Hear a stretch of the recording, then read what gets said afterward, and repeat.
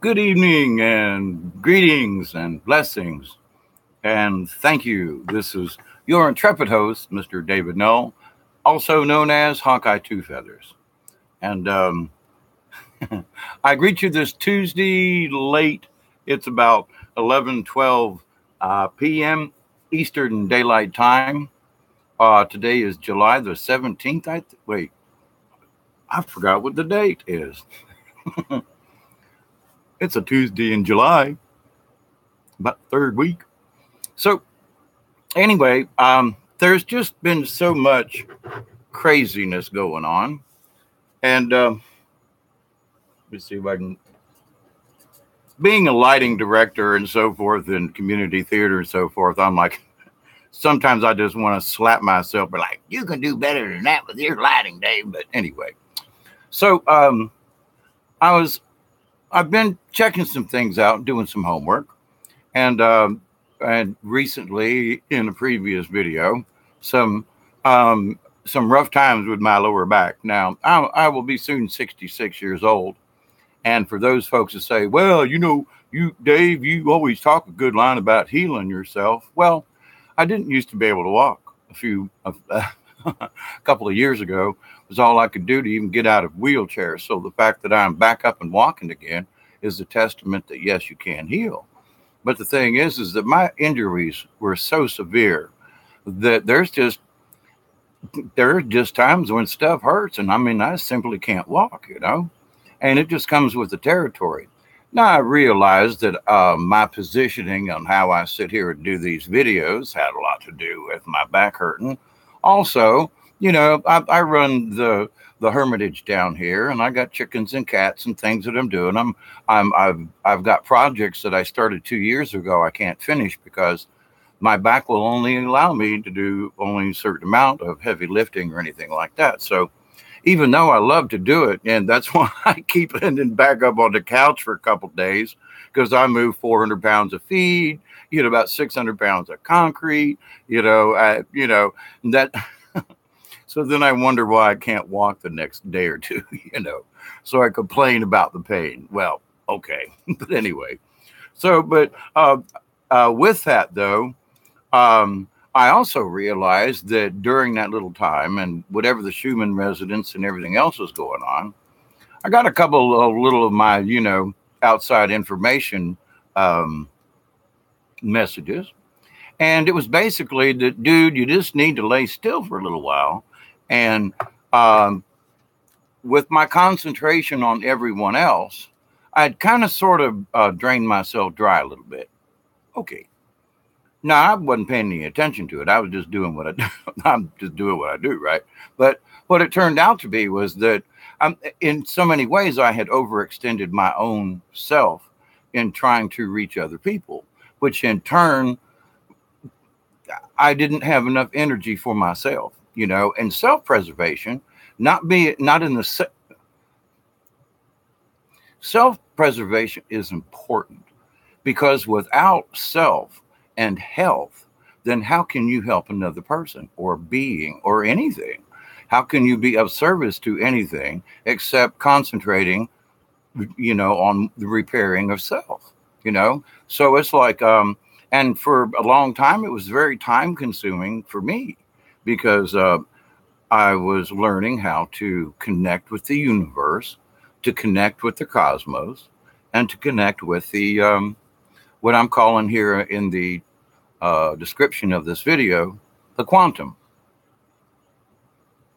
Now, if you've been on the internet at all, then you've probably heard of the terminology of quantum mechanics or quantum this or quantum that or whatever.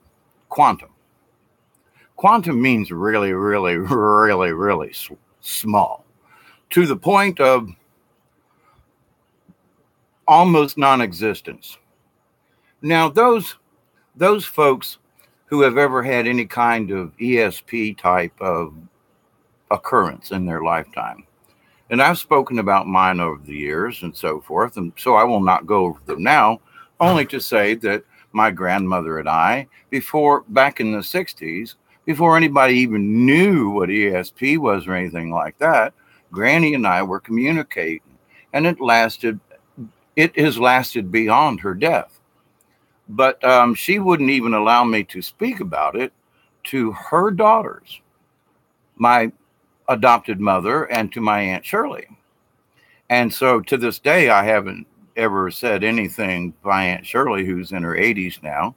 And because my grandma asked me not to, don't tell your Aunt Shirley, she won't understand. Okay, so why am I saying this? Okay, plain and simple. There is a quantum layer of everything that exists in the cosmos at all times. Now, there are folks out here now in the community and so forth, and I wish to make sure that everybody understands that I'm not trying to disregard anybody else's opinion, what they name, what they call something. Everybody's got their own terminology.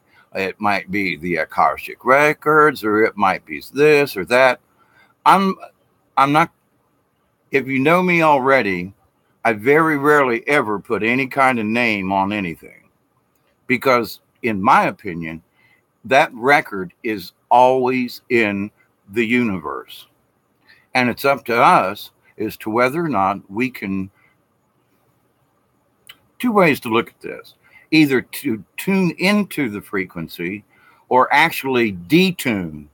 In other words, somebody has changed our frequency of our person, our spirit, as many of us have been discussing with all the mind control, blah, blah, blah. Okay, but that is tuning our frequencies to the wrong channel. Okay, so there's a quantum radio station out there. And in that quantum, there are all the records of all the planets, of all the universe, of everything. And it goes on since the beginning of time. Now, how we access that quantum, how we access that library, if you will, how we access it is how we tune ourselves. Now, there have been many folks over the years, myself included, that, everything is blah, blah, blah, and, ring bells and, and play music and okay, to get you in, what is the common thing? To get you in the right frame of mind, which is a frequency. Okay. If you're going to sit there and go,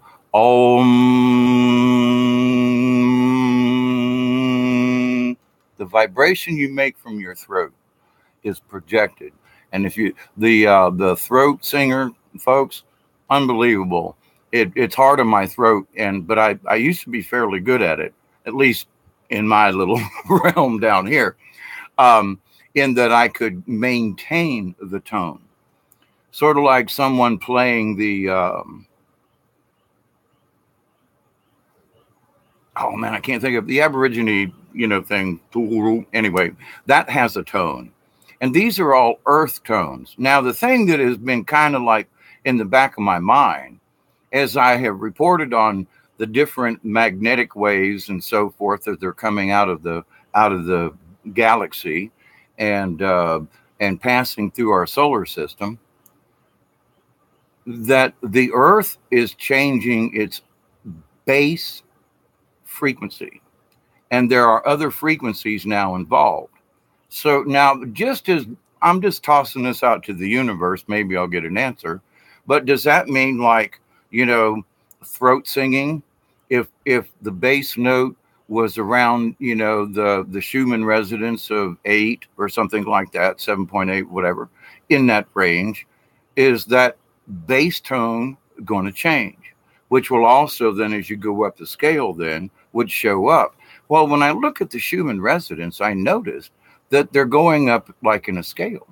So the new frequencies coming in, and I used to know a lot of, look, I'm not a professional musician, but I've played a lot of music in all my years for like 50 years ish kind of thing, been around music. So, and that's one of the things that kind of recently got wiped from my brain. And so I'm trying to relearn my musical terminology, but basically that you got, how many steps between, bottom A to, next one up to next one up. You understand what I'm talking about. Okay, but with that, so it's like a chorus of daddy saying bass and mama saying tenor. And by doing that, the two single notes combine to make a third note, which is the chorus. Okay, so the chorus is always in the universe. In fact, I was speaking earlier about hearing the rain frogs. Now, I've always listened to rain frogs and things and stuff like that. But what came to mind before I started this video, listening to the rain frogs here in South Georgia, the chorus of the frogs. Now, there are those who all go root, root, root, root, root in the same tone. There are other tree frogs that cry out in a higher pitch. They kind of have a trilling sound. But when the two of them sing together, there are particular notes that it's like the whole backwoods kind of reverberates this third tone. And it's unlike either of the two frogs. It's a separate tone. And it's like, I've recognized this before, but I never really, I just thought, as a naturalist and person who loves the woods and so forth, that was just cool. And I never tried to draw the relationship of one frog, two frog, third song. So when the forest, when nature joins in a chorus, then they create as individuals, but with correct vibrations, then they are creating third type tones all over the planet, almost all the time, naturally, whether it be a pine tree blowing and there be a certain wind pitch that goes through the needles of a pine tree. It'll be different from a longleaf pine tree to a shortleaf pine tree. The longer ones will flow more and create a different vibration in the universe. So its song, which you may or not hear if you listen closely to the wind, and the other tones of oak trees and things create the chorus of the wind. Because wind blowing on the desert, there's nothing to hear. There's nothing for it to blow through or around or create any necessary sound. So when the wind blows through the trees, is it the wind that's making the noise, or is it the trees with the wind passing through it? It's a song. It's a frequency. It's part of the cosmos. It's part of the quantum. Okay. Now, I've listened to other folks, and trust me, I promise you, I'm not putting anybody's ideas down. I'm trying to give you a different point of view simply as a reference point. Now,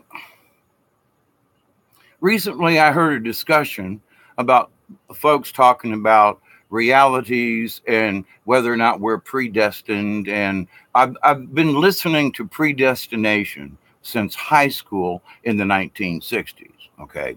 And that we were taught that we are not predestination, that predestination was a sin in the Catholic Church, and for us to believe in such nonsense. And it's like, well, 66 years later, I look back and I go, some of this shit was predestined. I mean, I have there's no other way for me to put it. Some of my life was predestined, and other people are reporting sort of the same thing. Wow, I'm as a child or something, and now I sit here and I'm like, I feel like I'm destined. They always say this, feels like I'm destined to do this. Well, if you say I'm destined to do this, is that in itself, you're recognizing the predestination. Now, I say this because I think we are predestined with an outline. Okay, I don't think day-to-day stuff, Dave's going to stub his toe on the heater on the way out of the bathroom kind of deal, which still hurts, I might add. But to the point, though, I don't think, the outline is so detailed that I'm going to stub my toe. Now, It might have been that that particular day I would have been less alert to things, and that's why I stubbed my toe or whatever. But to the point, though, in general life terms, I knew when I was 5 years old that I was going to be a hermit, live in the woods on a river. All of these things came true. And I was speaking with someone earlier about, some people have the choice. Well, I've made the choice 6 or 7 times to move to another location, not sell this piece, but move to another location. And every time I've tried, I'm always brought back here. Now, somebody could say, well, you just didn't try hard enough. Oh, no, I moved lock, stock, and barrel to, to the state of Arkansas 3 times. And each time I got brought back here. So, but now I understand why. But then I didn't. So it just seemed like I was being defeated. I was defeating myself. I was the reason why I couldn't make the change. It always boiled down. But then later on, further down the road, I realized that, yes, I'm predestined to be on this piece of property right now. And the more I tried, I found it, the whole idea of finding the property and everything was just, it's a really cool story in itself, really. But to the point, though, I was led to this piece of property and I found it. I started my homestead. Then why in the hell would I leave it? If I was brought here to begin with, which I believed all along, I believe the spirits brought me here and all these things and meeting this person. And we signed contracts on paper towels, for gosh sakes. It was amazing how things worked out. But to that point, though, my brain said, well, yeah, but, all the maps show that Arkansas is the best place to go. Well, I love the state of Arkansas. Oh, I just love it. And the rivers, the crystals, the caves, the people, well, where I have been, absolutely amazing. And it's a second home. And I know places there. I don't know if there are locals there that know some of the places I know. But anyway, I was led to them. But so I could say, well, it was my choice to move. I could pack stuff up and throw it in my truck, and I got enough money I could drive back out to Arkansas. But is that the right decision right now for me? As much as I love it and blah, blah, blah, blah, blah. But is it what I really should be paying attention to? Why should I throw things up in the air when I've got all these other things that I've worked for the last 35 years to accomplish? I've dug my own well. I've got all my own this. I got my chickens. I got things here already set up for whatever happens to the world, if anything happens to the world. So folks are like, well, I don't have a choice, or, I just have to, I'm being led through life by this predestination. Now, my take on that is not to be rude to anyone, because I do believe that there is a map. And those of us who consider in the Native American community about staying on the red road, that's basically staying on the right path. Now, I'll be the last one to say I can judge you for your path, because I have enough trouble judging my own damn path. That's how that goes, right? But to the point, though, now after all these years, I do understand what my red road is. I do understand my path, and I've been in the ditch on both sides of this road so many times. It's really not even funny. But to that point, though, it's like a lot of us slide off of the ditch. Some of us think this is an important thing. There are people who I got to be careful how I say this. No offense to anyone, I promise. But there are folks that have a Christian type self-righteousness to them. And I'm like, huh? Well, I explained my point of view and that I've already been through all the churches, but yet I am doomed to hell because I feel that I have went beyond a religion. I still read the Bible. I still read holy books. I still read things for inspiration. Absolutely. It helps keep my mind tuned in. It helps keep me I'm looking for things to help me along. And it could be the Bible. It could be a lovely person sent me an Anne McCaffrey book. I don't know if that's backwards. It's Anne McCaffrey, The Chronicles of Pern. And I think I read every Anne McCaffrey back in the day. And I used to have quite a few of her books. I'll have to look, but I think I read every one of these Dragon Rider books. And those gave me an insight into a way of thinking. And for example, mind reading or exchange, ESP, if you will, between the person who bonds with the dragon and the dragon rider and the dragon. And so they have this symbiosis. Well, if you've ever helped with a brand new litter of puppies and one or two of them take to you, there's a bond that's just there. I mean, my little Sasha dog would literally swim through a flooded swamp to find me.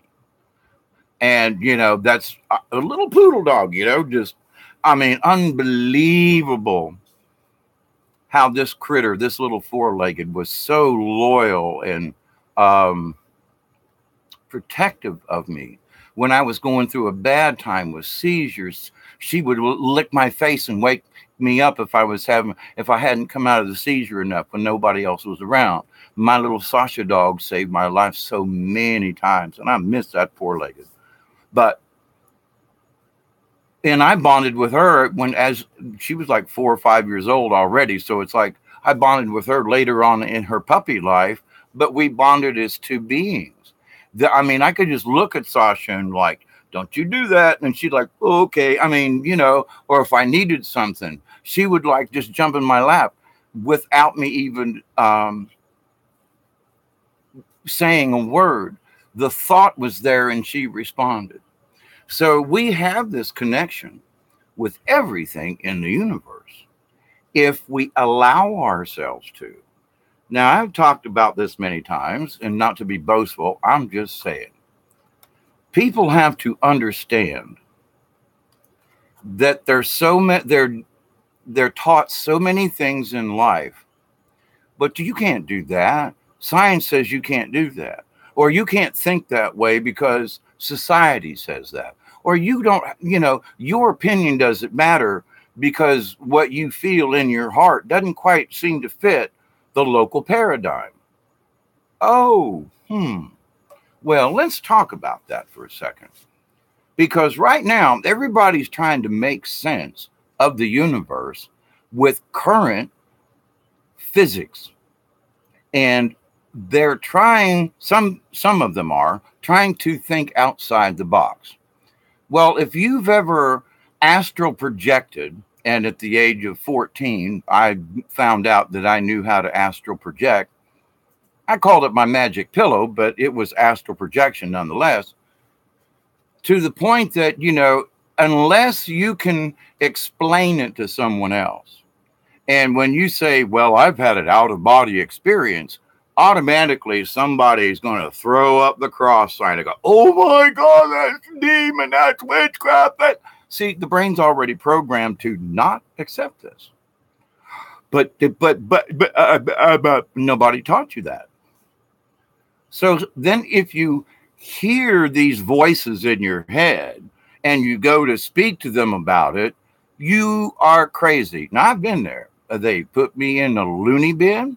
They took away everything I had and Baker-apped me and threw me in Southwest Georgia for 3 days for evaluation and other issues against my will, and then sent me a bill for $9,000 and said, oh, your Medicare wouldn't pay for it all, so you owe us $9,000. And I was like, you arrested me, chained me, tied me to a bed, put me in a mental hospital because you said so, beat me up, dislocated my shoulder. They bruised all of one side. I went to the hospital in Moultrie after they beat the crap out of me at Southwestern. I have x-rays and backup with it, but I can't find a lawyer who will back me up. You know why? Because while I was in a semi-conscious state, if you will, I had a friend of mine with me there at this mental facility, and that they were like, "Here, sign this, and we'll go ahead. Here, sign this." And I was like trying to read it and comprehend. I was low. My blood sugar was low. My meds were all out of whack. And the next thing I know, when I signed that last piece of paper, they walked in the door and hauled my ass to the mental hospital because they had to have me sign all the appropriate information. And somewhere in that, I said, "Yeah, okay, I agree." They didn't tell me what that agreement was. They didn't discuss it with the person who was with me. And they took me against my will and everybody else who was like, "What the hell did you just put him in the loony bin for?" Well, but he said no, that's not what I said. They made up a story and took me against my will and threw me in a mental hospital and then charged me $9,000 plus Medicare that they already charged Medicare for sleeping on a bench, for God's sakes. So when I say I've been there, I've been there. Now with the quantum thing though, but there are people who, when I was in there, were hearing voices. And I seriously was like, that mofo right over there is nuts. Hands down, this person really needs Thorazine. I mean, something happened along the way, and he's really seeing stuff. And then there are the people who are like, if I tell them what I'm hearing in my head, I don't know. And so it's more that they're confused that no one has stopped to explain what they may be picking up in their hearing. I mean, I know I've been listening to my spirit guide for years, and I've flat out told my therapist, oh yeah, 20 some odd years going to therapy and medicine, trying to correct my issues. When my issues were, I should have just stopped listening to all these damn fake people and went ahead a little further inside to not necessarily deal with the voices, but to understand what the voices were. Now, for me, it wasn't like go out and kill somebody. It wasn't go be mean or I hate you no, mine was, how do I be more spiritual? How do I achieve what I think is a good thing, like puppets and storytelling and passing along laughter, because that's humor, and going around and making people pee their pants was like on the top of my list of things to do. I love it. And along the way, teaching people to be creative and etc. Right? That's my job. Well, then that part of me got changed. Now, so the voices that I were hearing that they were trying to shut up were actually good voices from the quantum that I was hearing. Like I would sit down and say, okay, I got a story coming up. And the people asked me, we want to talk about safety. Okay, well, what kind of safety? Is it like child safety? Is it like stop sign kind of safety for kids? Or what kind of safety are you discussing? And I will then write a show or, incorporate your ideas into the story that I will present for you. Okay. And I mean, I don't know, like 60 different stories I have, written down or recorded or something, over the years. Different stories. Now, some of them are kind of like on safety, but they discuss it in totally different ways, different characters, different storylines. Sort of like a parable, if you will. And with puppets. Marionette puppets, by the way. I have 150 puppets, more or less, maybe more, in my collection, by the way. So when I needed inspiration, I would simply like, okay, where's that radio station? I'm going to close my eyes. I'm just going to relax. And I'm just going to think, okay, here are the puppets that I have to tell these stories. All right. Now, which ones would be most effective? And so I just closed my eyes and let my imagination What is that, for God's sakes? Imagination. Well, so I would let my imagination go, and story ideas would come in. Well, what? And each character has its own voice, back history, everything. I mean, just so I could hear Grandpa over here saying, what are you boys doing out there playing around? Blah, blah, blah, blah, blah. Then I could hear the kids going, but Grandpa, we're just playing in the yard. Blah, blah, blah, blah, blah, back and forth. And so then Grandpa's sitting on the front porch in his chair. Well, I have a couple small rocking chairs that these puppets would fit in. So I'd put Grandpa in the rocking chair. And then all the kids could run by, and he'd tell them to be safe, to watch out for watch the street signs, be careful riding their bikes and all these things. So, but by sitting down and see right now, this is another type of story. I don't know if I ever told the Grandpa sitting on the porch thing, but I know Grandma and Grandpa talk safety, but so that's just one I picked out of the quantum just now. It's sitting out there, So, but if I just focus just a little bit and allow this information to come in, then we have ideas. Now, many engineers, even Tesla did it, okay?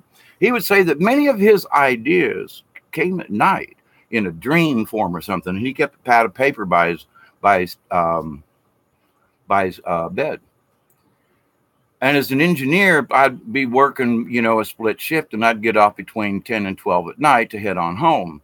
Well, invariably, we were having some issue with a piece of machinery somewhere, and we needed to fix it so it would run better, less downtime. That was my job. And so a problem would come, and I'd, on my way home, I'd put myself into, that driver's trance, the way you've been driving it for 5 years, and your brain knows to stop, start. Okay. So I'd almost get lost in the driving home. Of course, it's night and very little traffic.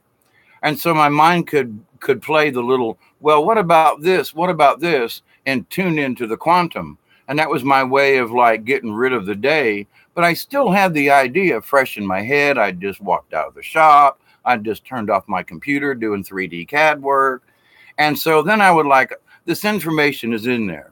So on my drive home, I would drop the rest of the day and focus only on, I've got one particular issue that is the hottest right now. So let me everything else is fine, Dave. So on the way home, let's just let this idea just roam around out there. A lot of times by the time I got home, I had at least a good idea of a possible solution. And when I got home and did my thing and went to bed, I would go to sleep with that thought and say, okay, now I already have a twinge of this. Now I need to figure out the rest. Then see what comes while I'm sleeping. I'm talking 9 out of 10 times with very good regularity. I had a solution of sorts the following morning compared to what I just told you. But to the point, though, on the way home, I was already trying to tune into it. Too much confusion at work and blah, blah, blah. But then by having already had that mindset, I wish to resolve this in my sleep and then wake up. Sometimes in my sleep, I would wake up and it would be, for example, I'm looking at the screen, it's arm distance away. Somewhere about 6 to 8 inches in front of my eyes is like an invisible screen. Now, I know you've seen television programs where people imagine this thing in front of them. Well, at times I can do that. I can see 3D images. I don't move my hands around, but I look at it in my head and move this over there, and I look at it and I twist it up, and I look at it from this angle. So I kind of get it. Now, it's not clear like you see in the movies or whatever. Like there's a girl on The Librarian, she's a genius, and she does this thing like this, and can. It's sort of like that, but not quite. And to me, it's very real, because to be an effective engineer, I had to be effective. So I learned to rely on the quantum. And 9 different engineers were laid off before they laid off me over the course of time, because I proved myself more valuable.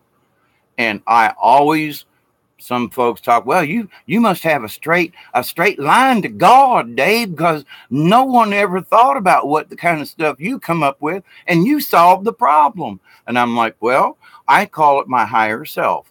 I call it my spirit guide, and I still do. But back then, there was less known about the quantum.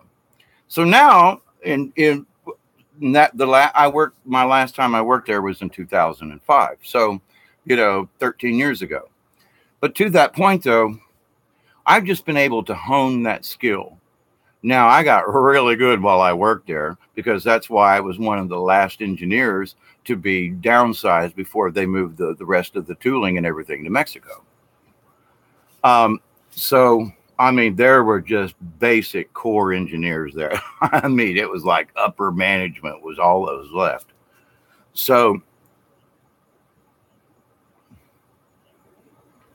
I realized that by accessing the quantum, which I realize I'm doing right now, if you will, is that when people, then I call it religion or whatever, it's basically society. Society has dumped so much crumb on us, so much crud, so much like what? And they have so many folks believing that this just cannot be accomplished. It can't be explained. Einstein's folding time and warping time can't really, well, maybe it does. Well, we're not really damn sure now. We're stepping between timelines. Well, what about the time machine and H.G. Wells? Some of that stuff 100 years ago is like coming true now. Now, am I suggesting that H.G. Wells built a time machine? When you read him and look at it, you got to kind of scratch your head and go, he had to have accessed the quantum in order for him, either that or he built one. Same thing with Jules Verne, with his, shot to the moon, or trip. I can't remember the name of it, but anyway, and the 20,000 Leagues Under the Sea. I mean, where did he get this idea of Nemo? Where did he get this idea of pressure? How did he get this idea that you could get out of an underwater ship and walk on the floor of the ocean and garden on the bottom of the ocean? Now, Jules Verne's over 100 years ago. Folks are gardening in the ocean, but are they gardening on the bottom? Well, there's a lot of kelp and, so it's like, well, wait a minute now. Did Jules Verne tap into the quantum? Or did he literally know somebody that built this device that went under the ocean and knew all these things? Well, he had a great imagination. You damn right he did. But where did he get that imagination from? I'm not saying he didn't. I'm saying, duh. What I'm saying is we all can reach into the quantum. Now, some folks are painters, and house painters too. And there's something to be said in painting, just house painting. There's a very Zen thing to it, if you so choose. But, for folks who are painting faces or landscapes, portraitures or something, now that's just a whole nother thing. Now, I can draw a building and I can draw a straight line almost without a ruler most of the time. And I can do three things in an isometric or in a 3D type thing on paper. But I can't draw a face. I can't draw an animal. I can draw trees and inanimate objects. But if you ask me to draw a living something, I can't do it. I mean, my doodling is squat. But back when I was in like fourth grade, I did a picture of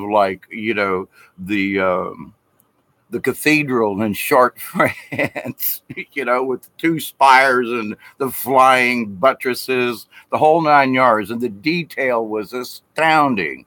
And people were like, and it was in an isometric drawing. And I got it from a picture of in the library that was about this big. It was a black and white picture of the cathedral. But I used a magnifying glass and I figured out Nobody taught me this. Now I'm in the third grade, and they just the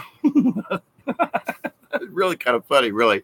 The assignment was to go home and over the weekend draw a picture of a church. I was the only one. I mean, it looked like Michelangelo drew this thing. I spent all weekend long. It was correct as far as dimensionally. I mean, the buttresses were spaced out and everything. And I got to school that day sweating bullets, wondering if anybody was going to like my drawing. And here are people that do these things, you know, with the triangle, the box, and put a cross on it. And that was their drawing of the church. There were people in my drafting class in high school that couldn't have done. I mean, I'm not putting them down. I'm just saying I had more detail in that drawing in the third grade than some people in my drafting class in high school. They just couldn't get it, you know. It was too busy, or they couldn't quite see the isometric part of it or whatever. But so I've been able to look at the things. Oh man, I remember that. I was sweating bullets. Oh my God, you know. And and the sister Dominique or whatever her name was like, I can't give you anything better than an A+, Dave. But why didn't you do like everybody else? And I was, but sister, you didn't specify. You said find a picture of a church and draw it. You know, how was I supposed to know? People were just going to draw a triangle, little box, put a cross on it, you know. Most of them didn't even try to do, you know, any kind of isometric side view or anything. It was hilarious. But to the point, she was like, oh, my God, look at the detail. And I mean, you know, it was a nice sized piece of paper. And the detail was astounding. I mean, even to myself. But so that's why I took drafting and drawing and 3D and so forth. But if you, to this day, if you ask me to draw a picture of a dog or a horse or something, I'm sorry, you're going to get a stick figure, you know. So anyway, but however, though, I can picture these things, but whatever the gizmo is that connects my hand to pen or whatever for facial features or animals or something just isn't there for me. Now, my son and other people that I know, my son is absolutely great at doing faces and things. Now, he's good at structural drawings too, but he is more into other things, you know, where I'm in that quote straight, you know, angle line, whatever. Well, not all angles are, I mean, not all lines are straight. I mean, curved or anyway, but I guess predictable. So what does this mean about the quantum? These are just examples of how I've been able to use the quantum, and I've seen other people use it. And well, I'm not in the mood to paint today. That mood is that for whatever reason they can't quite connect to the quantum. Man, you know, writer's block. Okay. Now, a lot of times writer's block is a self-imposed thing because you know, as a writer and a puppeteer and blah, blah, blah, I've noticed that it's like, you know, man, I really want to write this story down, but I don't know. I've got a few lines and it starts, you know, it builds into a chapter and then it just dissolves. And I ended up turning it into a short story or something. So it's like, okay, so what has this got to do with the rest of us? Well, right now, these energies, I wholeheartedly believe, my friends and neighbors, that you see these here frequencies are starting to mess with folks' genes. Nah, I don't mean Levi's or, you know, them stonewashed kind. I'm talking about them genes like, you know, and them twisted their pairs they call inside of us and all. But I do believe that, and what it's doing is that it's stimulating people, especially the folks in the awake crowd-ish. They're realizing, wait a minute, I've dropped something. Something's fallen off to the side. A lie they've realized. Whoops, wait a minute. Some bitch, that's a lie. Damn it, man. And then all of a sudden on this side, something falls and they go, Some bitch, that's a lie too, George. Look at that shit, man. They lied to me about that too. I know. Calm down. And then when you see one lie go away, then another lie go away, and another untruth, and another one fall, and then that automatically, I guess it would be like a casing, a thin, well, in some folks it's a really thick layer, but like a plaster of Paris for a broken leg. And, you know, I spent 3 years in a cast with my left leg, so I know what that feels like. Hop around on one leg. Maybe that's why one leg's shorter than the other one. I hopped on it too much. But to the point, though, I think people the quantum is getting in touch with them because of the change in frequencies. I mean, the radio station is like, they're starting to pick it up and they're like, what? And then so they have a thought, and that thought is linked to the quantum. So the more they link into the thought, which links them to the quantum, then it's like, wait a minute now, there's other stuff out there. Oh, shit, there's all kinds of stuff out there. Now, the information that I've received personally about how we were made and this and that and blah, blah, blah, blah, blah, blah, blah, blah, blah. Now, I must be very careful because to me, it's like I hear another disclaimer. I'm not trying to put anybody down. Please understand that. But they say, well, this is the Akashic record. It says this, this, this, and this. You think that's what it says because that's the information. What if you're tuned into a different Earth planet on a different timeline? Are you listening to this quantum? Or have you turned into another Earth or possibly just another damn planet? And you're hearing the history of Venus or something, okay? So what I have to say to folks is like, and I mean this with the utmost of respect, it's a really good story. And so are the legend keepers that I have talked about in my previous posts and so forth. The legend keepers are absolutely astounding, but they are being told this through themselves, passed down through over 3,000 years of retelling of the story. Now, there are folks who are turning into the Akashic record. They're tuning into the quantum. And then now they're telling people, well, this is the way it is. And it's like, well, but that's what downloaded into you. I mean, and it might be your history. So speak about your history. Do me a favor, though.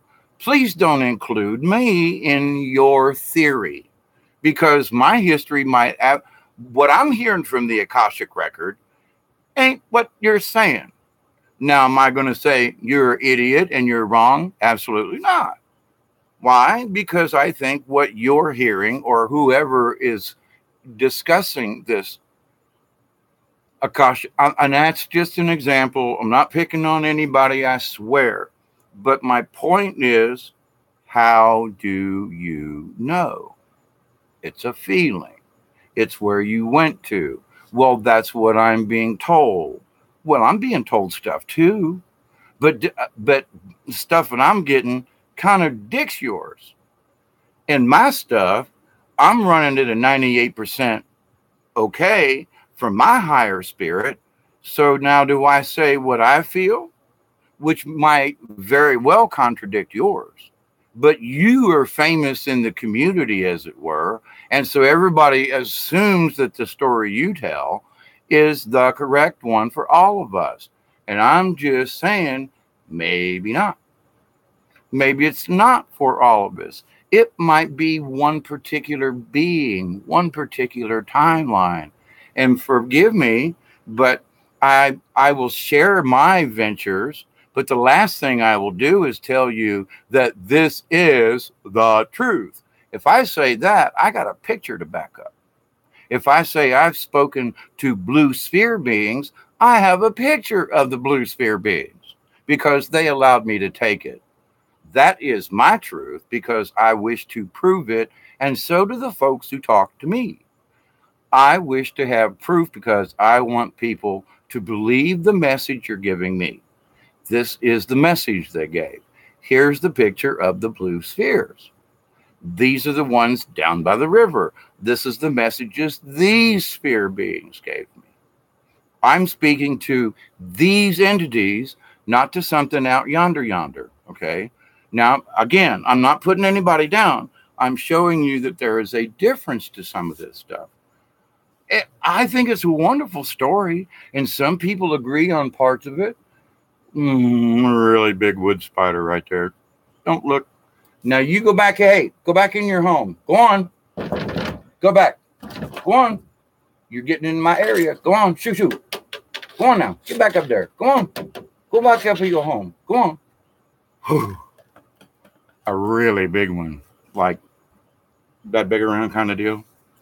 Go on back up there now. You stay up yonder. Ooh. One thing I have to get used to in this life. But I know there's spider beings, and I'm like, they gotta really get into my space, but they know better too. So, but to the point though, I really wish no disrespect on other folk, but it's how they deliver their presentation that it's like, well, you must accept this as being true for all people and all beings. And I'm like, well, it still just sounds like a story to me. I mean, I'd much rather listen to a Native American story about the heritage and how this and blah, blah, blah, because there is a concrete passed down truth, and other folks are, in touch with the quantum, but there is no proof. It's just everybody saying, well, I got into the Akashic. I thought these folks were literally like going to a library. No, it's in the astral plane, Dave. What? Yeah, the Akashic record. You go to the astral plane, and then and the records are all there, and the beings talk to you, and I'm like, okay. So this stuff I've been listening to, thinking the Akashic record meant that you were actually reading a script from like a thing, or that someone in a native tribe has been telling this story for the last 1,000 years, and this is what was spoken then. Oh, you had a dream, and this is what was in it. Oh, shit. Bad on me, because I misunderstood. Oh, well, my Akashic records, they're just not saying the same thing, but I'm not going to fight you. And the reason is because what comes through me, the ideas that come through me, I will share, but they're my personal, this is how it was told to me. Now, these other folks are like, oh, no, that's how it is. And other beings are going, nah. See, there's some trash up yonder. And, it's like the different timelines that I've spoken about before, and about the frayed ends of the timelines. So you could be getting a frayed end from a 10 different strands of timelines, and you might be picking number 8, when actually our timeline is number 4. So you're picking up something that's for the wrong timeline. Just saying. I'm just pointing out a different point of view. Now, do I feel that some of the things that they say are true, and do they resonate with my heart? Yes, some of them do. But there is other stuff that just, I'm sorry, but I believe that a turtle, was brought to this earth on the winds, and that the planet land was based upon this turtle. It makes more sense than what these people are trying to explain to me. Because it's like, that just I don't know. It doesn't say it. And I've prayed about some of this too. Like, now, is that really true, Bob? I can't give you a for instance. Not even going to go there. That's not my point. The point is that I simply wish you to find your own Akashic record. And there are ways that you can do it. By meditating with trees, connecting with Mother Earth. Because Mother Earth, a lot of times, will get you. She is the Akashic record for the planet. And when you can tap into the quantum, which helps you to tune in with the frequency of Mother Earth, then very well. But to the point, though, my feelings, my teachings, my Akashic record that I'm remembering, like I said, is different. But I refuse to argue. I'm not going to argue the points. The point is, we've been lied to about a crap load of stuff. Let's just focus on the basic part of this. We've been lied to. We've been lied to about physics. Hang on. Thanks. I've been at this for 55 minutes without a sip of coffee. And boy, that's a long run. And I know there's stuff in the chat, but if I put my glasses on and look at it, I'll lose my train of thought, and I'll be with you in a moment. But with this, though, with this idea, though, I think folks should be a little bit more careful about how they try to convince us. I just want you to think that there's another point of view. Find it for yourself. It's there. Your Akashic record might absolutely not fit this particular paradigm. Why do I say that? Because we're at a mixing of timelines. Actually, and I kind of feel that it has been repaired, because the really weird differences in my clocks all at the same time, regardless of how I tried to set them, there for 3 or 4 weeks, my 3 digital clocks refuse to have the same time, and they're digital, hooked up to the same internet that this thing is, and none of them had the correct time. One of them was an exact hour slower, like my clock on the wall back here. I refused to change. The other day there was a weirdness of the time clocks. That this computer here was 6 minutes earlier than my Roku box and 6 minutes earlier than my house phone, which is hooked up. They're all hooked up to the same damn line. It's all, it's a hard line from the road. So, but why would this have a separate time? Now, I think this is a Google device. My phone and the Roku is not. That's all I'm saying. Now, with going on about this in the quantum and the thought therein, the records of who we are, who we were, is there, but it's inside of us. So we each have our own personal Akashic record, but it is tied into the big scheme of things. Now, there are folks right now who are trying to say, and there was even something that just came back out. I can't believe this report. Oh, they did a refiguring, okay? That, the Drake equation or something like that. And you know what they found out now after recrunching the numbers? Now, get this. In the last 20 years, what our known universe has expanded by 10, and then by 10 times more, and recently almost 100 times more. But they reran the Drake equation, and the Drake equation said, but there can't be life elsewhere in the universe. It's simply impossible. Wait a minute. In the last 15 to 20 years, we've discovered 100 times more universe than we ever thought we could imagine. And now you ran the same equation over with the extra information, and you say the chances are even less likely that there's life out there on other planets. What kind of BS are these folks trying to play? Are you serious? I mean, all you got to do is look at some of the satellite photos and everything of the sun, and you can see these spaceships coming in and out of the portal. We were told from the ancients and the ET folk years ago that the sun is a portal, it's hollow. And if you look at it in a certain angstroms, you can see the great big the holes in it. You can see the inside glowing and popping off. There have even been fire beings seen on our sun. Why? Because fire beings are a real thing. But that's out of my realm of thought. Why? Well, can you see a virus? No, but you can catch it and die. Can you see a blood cell? Only with a microscope. But these things exist and they're out there and blah, blah, blah, blah, blah. Okay, fine. So if you can know somebody said, well, flu's a virus, okay, you accept it and that you can catch it and that you could die from it or whatever.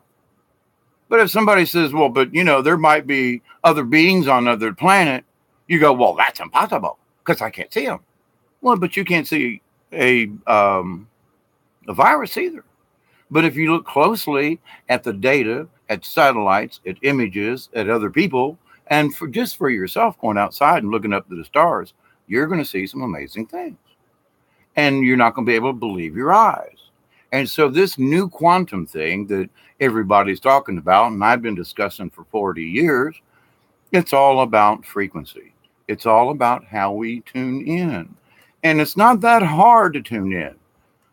First thing is, and a lot of people, and this is where we lose a lot of folks, they just don't damn believe it's possible.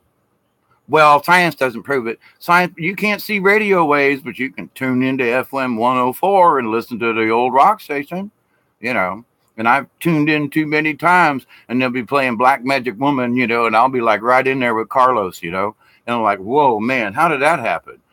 Playing Black Magic Woman on an FM station in Tallahassee. I tune in, and I'm like right on the same chord in my head with it. Okay, but that's just smoke and mirrors, right? We can tune into anything and everything. Now, that's the other problem with this. I understood, like the other day, I had gotten flooded with too much information. TMI. And it was just that there was so many downloads and so much coming in, it literally just kind of crashed the hard drive, if you will. I had to just look out the window for a while. It was like, because it was, well, quite frankly, it left me in a stupor. I didn't even have to smoke a bowl. I was already there for some, anyway. But so to this point, so I'm just hoping that everyone can take a pause for the cause, if you will, take 2 steps back. And before you say, well, that's freaking impossible. Yeah, cell phones were impossible when my grandmother was alive. And back 100 years ago, if they'd have said that, we'd be shooting anything in a rocket or flying into space, come on, balloons were the deal, okay? I still say we should go back to balloons, but anyway, dirigibles. Wouldn't it be cool? Really, to safely on a huge blimp, sail across the ocean or sail across the United States leisurely. I don't care if how long it takes me. So I leave a day early and get on the blimp and just float across, take pictures, lounge around, blah, blah, blah. We don't have that. I think that'd be better than a train, but personally. All right. So I think I covered what I needed to cover. And I'm saying basically the best way to find the radio station is to quit searching because it's already there. And people will try so hard to overthink how to get there. Oh, well, I know that some big channel's in there somewhere, but just chill. Allow the channel. Tell your brain. I've talked about subconscious things before. Tell your brain out loud, I want you to be open to the cosmic radio station or whatever you want to call it. I wish to be tuned in to the cosmic radio thing. And your brain will start allowing it. It will start hearing it. The next thing is you kind of need to start trusting it. Write little things down if they confuse you. Compare them. Maybe it's like, oh, man, something. Write it down. You don't have to be so weird about it. But if something comes to you and when you're in that quantum state, it might be something that's of value later on. So, and the other reason you write it down is so that you can prove to yourself, some bitch, I wrote this down a month ago and look. So it's self-proof, self that you reached it, self-awareness, so you're not having to rely on someone else to be the guru for you. Now, in my opinion, a shaman, as I have been taught to be a shaman, is so that you don't teach someone how to do it. You show them the way to do it. You show them the path. because there is no teaching of it. I mean, in all the words of Buddha, in all the words of Christ, in all the words of these other prophets, they have literally wrote themselves silly in trying to explain what heaven or the other quantum or what this other thing is. It's the spirit, it's the light, it's the this. So for centuries and millennia, folks have been trying to explain this. I mean, pictographs and, okay. So we as a species have been trying to explain what this is for so long. And I'm just saying it's there. It's the cosmic radio station. That's just what I'm calling it. That is the quantum level people are talking about, which means really tiny small. And the ETs have been saying for a long time that they don't need radios. The requirement of radios or headsets or that kind of thing is unnecessary. They just know the other ISB's frequency. So I want to talk to Isby George. Isby George says, okay, what you need? Hey, Isby George, this is Isby Dave. And I just say, blah, blah, blah. I'm going to turn left at Saturn so we don't hit Pluto on the way out of the solar system. Okay, boom, message done. That's it. There is no other thing. And it could be that they are speaking back to their home worlds without a radio or a television or a signal. They just think home and they're there. Now, I've talked about this before and how I survived prison for a year. That's for another time to go back into that. But it has to do with the quantum. So every single one of us has this information. And now I want to jump in the chat because I'm through with my. If I don't get it out, I get too off to the side. I'm gonna come back up here.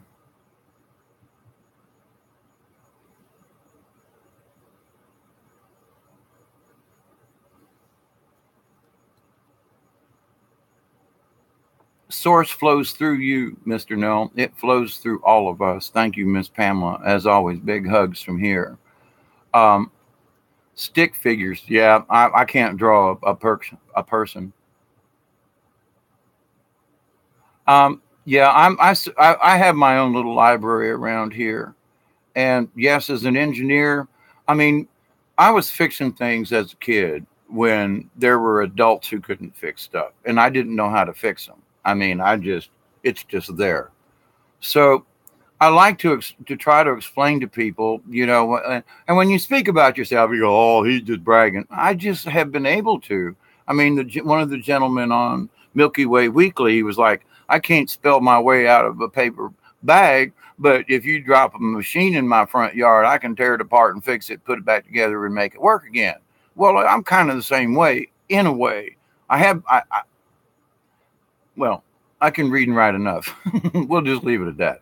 But to the point, though, I get it. He knows machinery, and whether he was taught about it or not, it's an innate ability. But also, as an engineer, I understand there's engineering information on that quantum level in that whatever library you wish to call it. It's there. And if I need to access that information, I can, especially if I ask.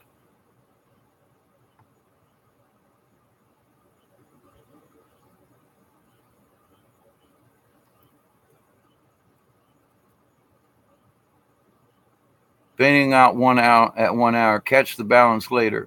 Love your stuff and looking forward to MMW tonight, Jim. I think he's already gone, Zed. Peace. I'm back from the dead. Very good. The man in the mask.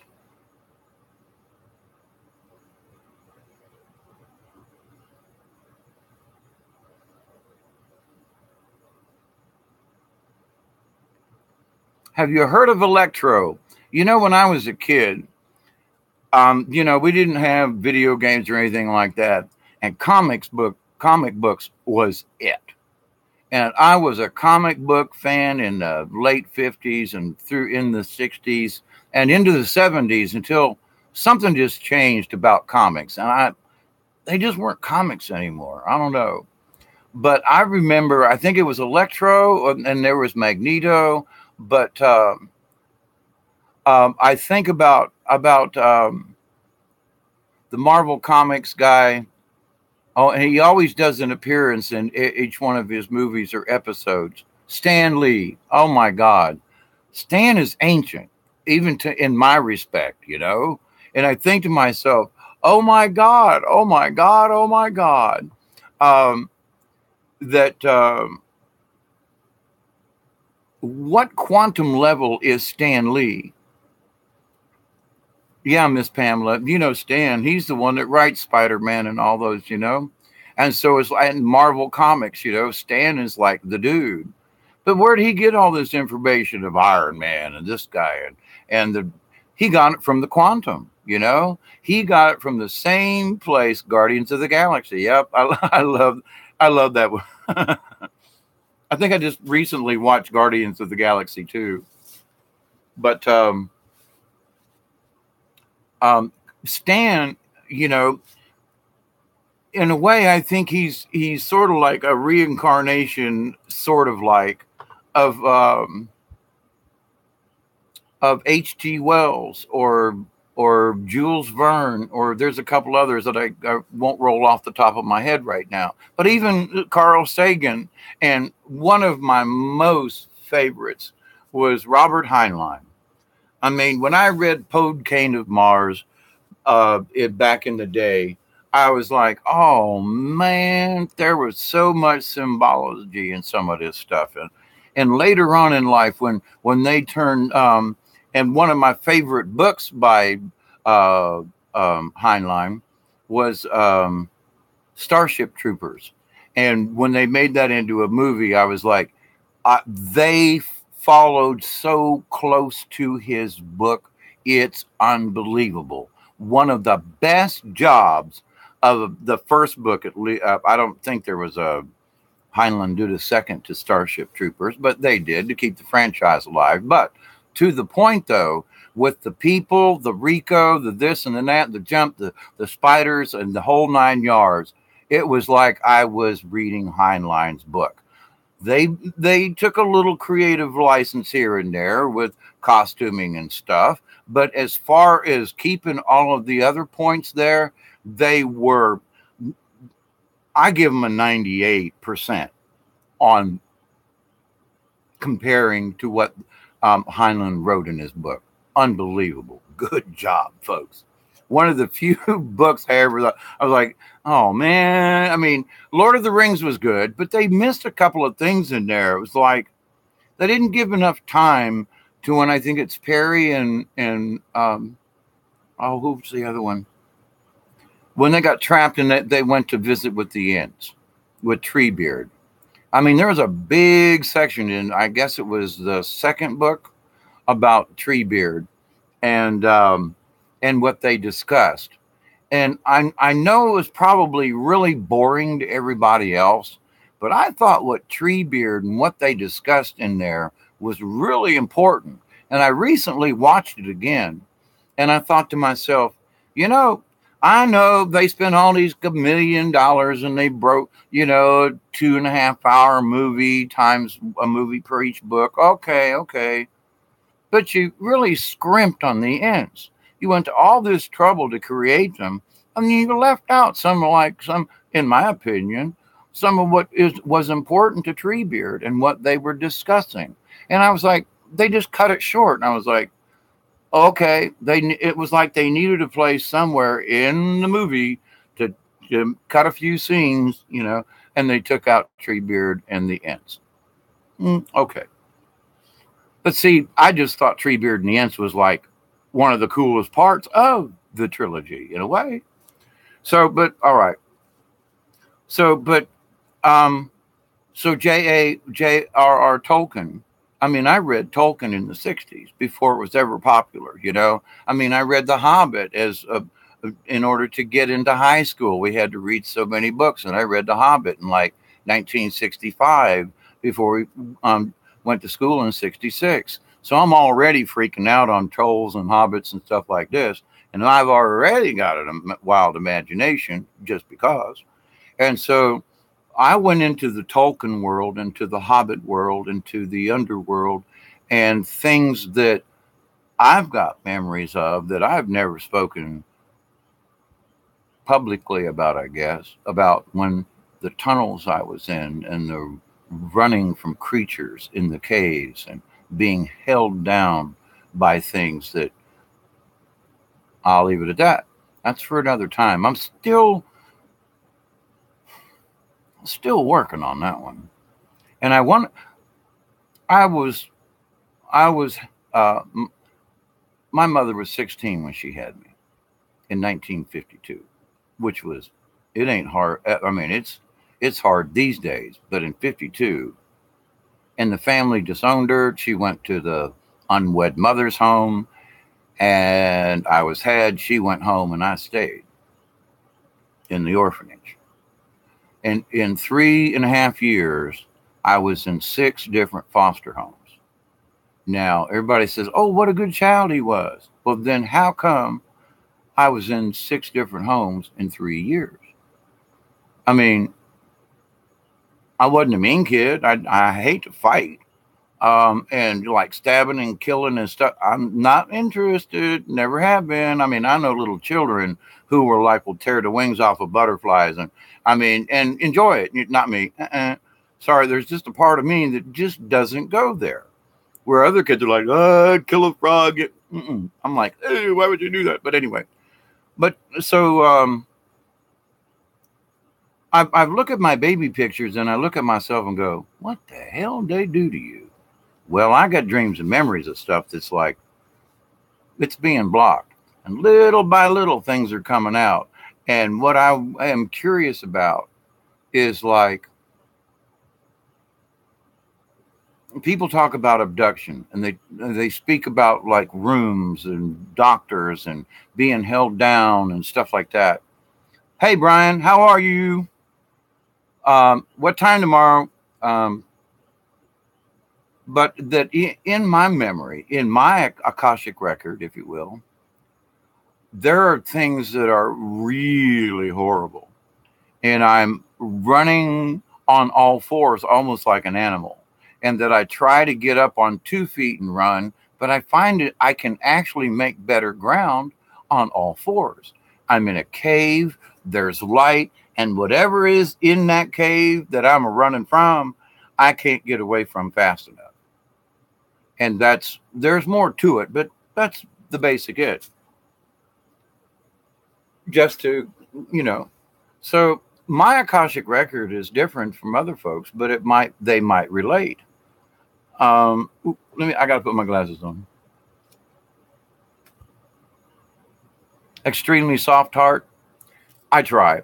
But you know what, Miss Pamela, in my early age, there was a part of me, and I realized it was just anger of the way I'd been treated, the 3.5 years before I was adopted by my uncle, just different things going along. And I realized that I had a lot of anger, and I took it out on everybody. Now, I wasn't angry all the time, screaming, cussing, hollering, but if somebody hit me, I had easy trigger points, and I would go from, hi, how you doing, to screaming in your face. Oh, my God.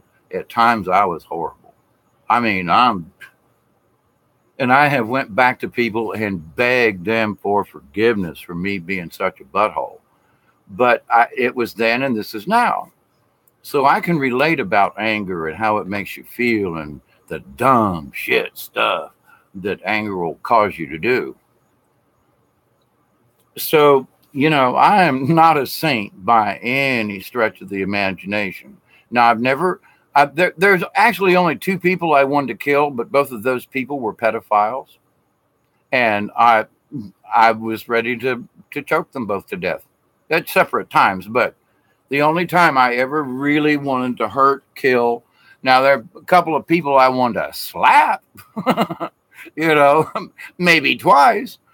But as far as actually harm, I've never, even in retribution, I'm like, man, it ain't gonna do no good. I don't want to hit you back. I mean, but to the point though, it seems like I know how to kill somebody. I have pondered on this, like in a previous life, I have killed people with my bare hands. I mean, I know how to do it. And I've not been to any kind of taekwondo, but I have had dreams, and I'm not a samurai. I like a good kung fu movie, don't get me wrong. But to the point, is that my focus? Is that where my world is? No.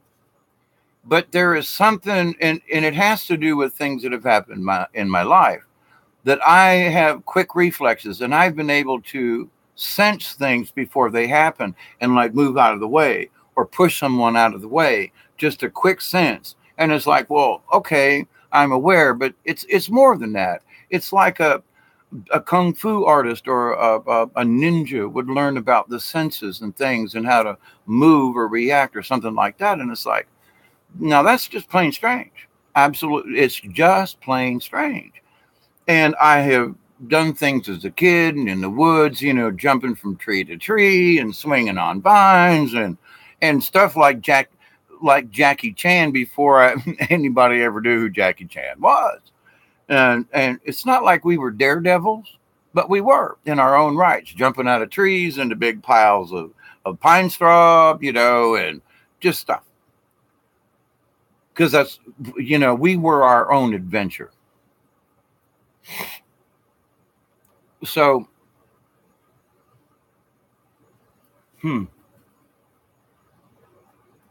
we all have our own adventure in this. And I'm hoping that folks will realize that there is so much more in this picture. And folks want to claim, well, there's got to be Nibiru because of all these other things happening. Well, not necessarily, because we're going through a thick part of the galaxy. It's a big, giant cloud. Things are different where we're at. We've been warned. Now, could this be part of Nibiru? Okay. All right. I haven't seen pictures. I've seen other people take pictures of strange objects. And on the same day, when I was looking at the sun and I'm going, you saw it in Connecticut, but I'm in South Georgia. I was looking at the sun damn near at the same time you were. I didn't see what you saw. What's the difference? Them folks are seeing spacecraft and I didn't. That's the difference. People are trying to explain these anomalies with natural causes.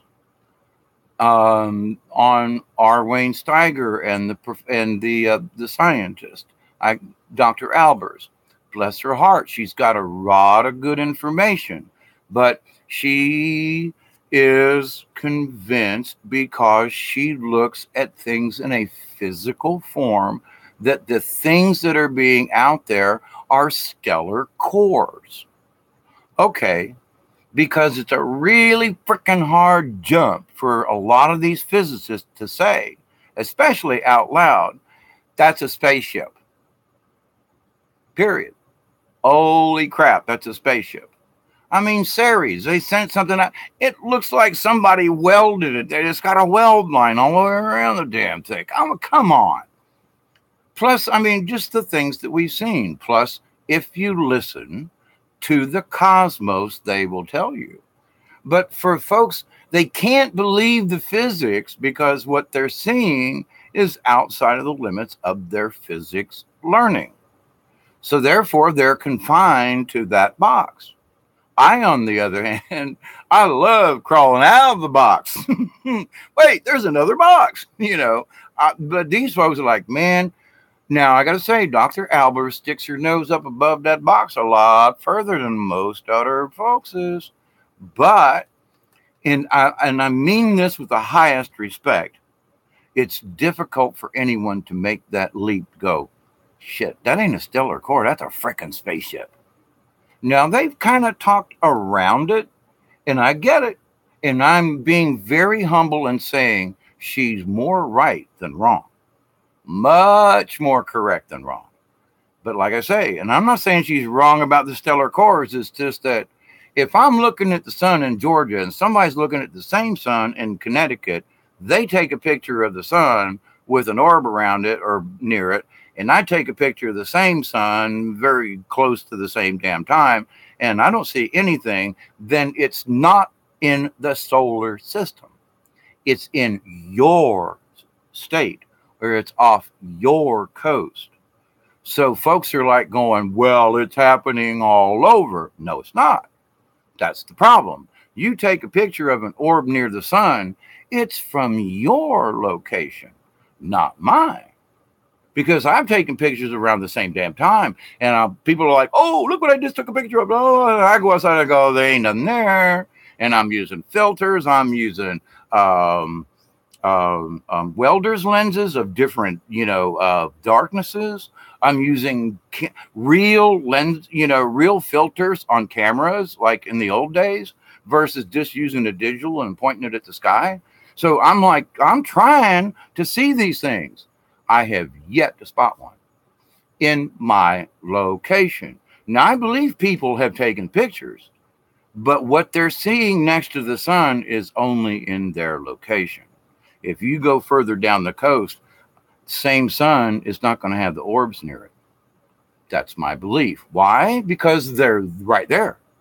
They're not further down the coast. So no matter how many pictures I take, I can't see your reality because those things you're taking pictures of are there, not down here. I can still see the same sun. It's still traveled in the same arc, but where you're at and where those things are simply in your area. Okay, Washington, D.C. to Virginia, there's a block of spot that where these things are sitting. But if you move further down the coast on the planet, I don't see those same objects because they're not this far south. So people are like, oh, but that's not real. I believe it is real. But my point to it's not Nibiru is that you can only see these things in your location. Now, what does that say?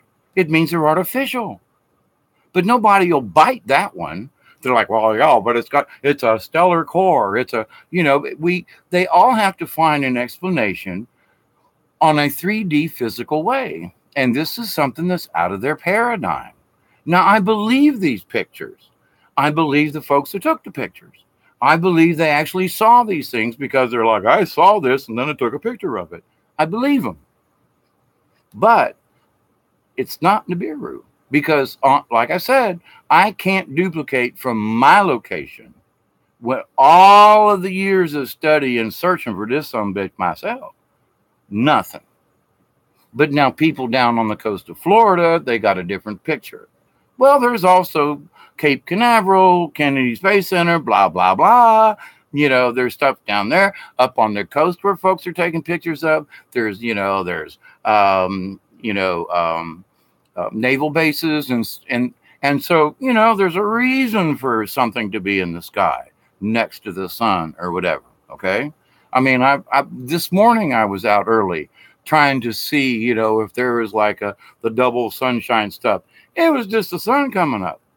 But now I'm not sure if they took pictures today, but my point is I didn't see anything and I was looking. I'm always looking. Nothing. But other people take pictures of the same sunrise, but from their location, they spot another object. So logic says then it must not be a stellar object, meaning out yonder in the solar system for everybody to see on the same day, all day long or whatever in the morning, because it's not a stellar event. It's a orbital effect. Something's in our orbit that's near your location and it's coming up and you took a picture of it and the sun while it's in your location. Now, to me, that sounds very plausible. It makes a whole lot more sense because some of these things are obviously there. There's clouds in front and behind. They take pictures, wiggle the camera. There is something there. But it's not over South Georgia. That's not in our part of the sky.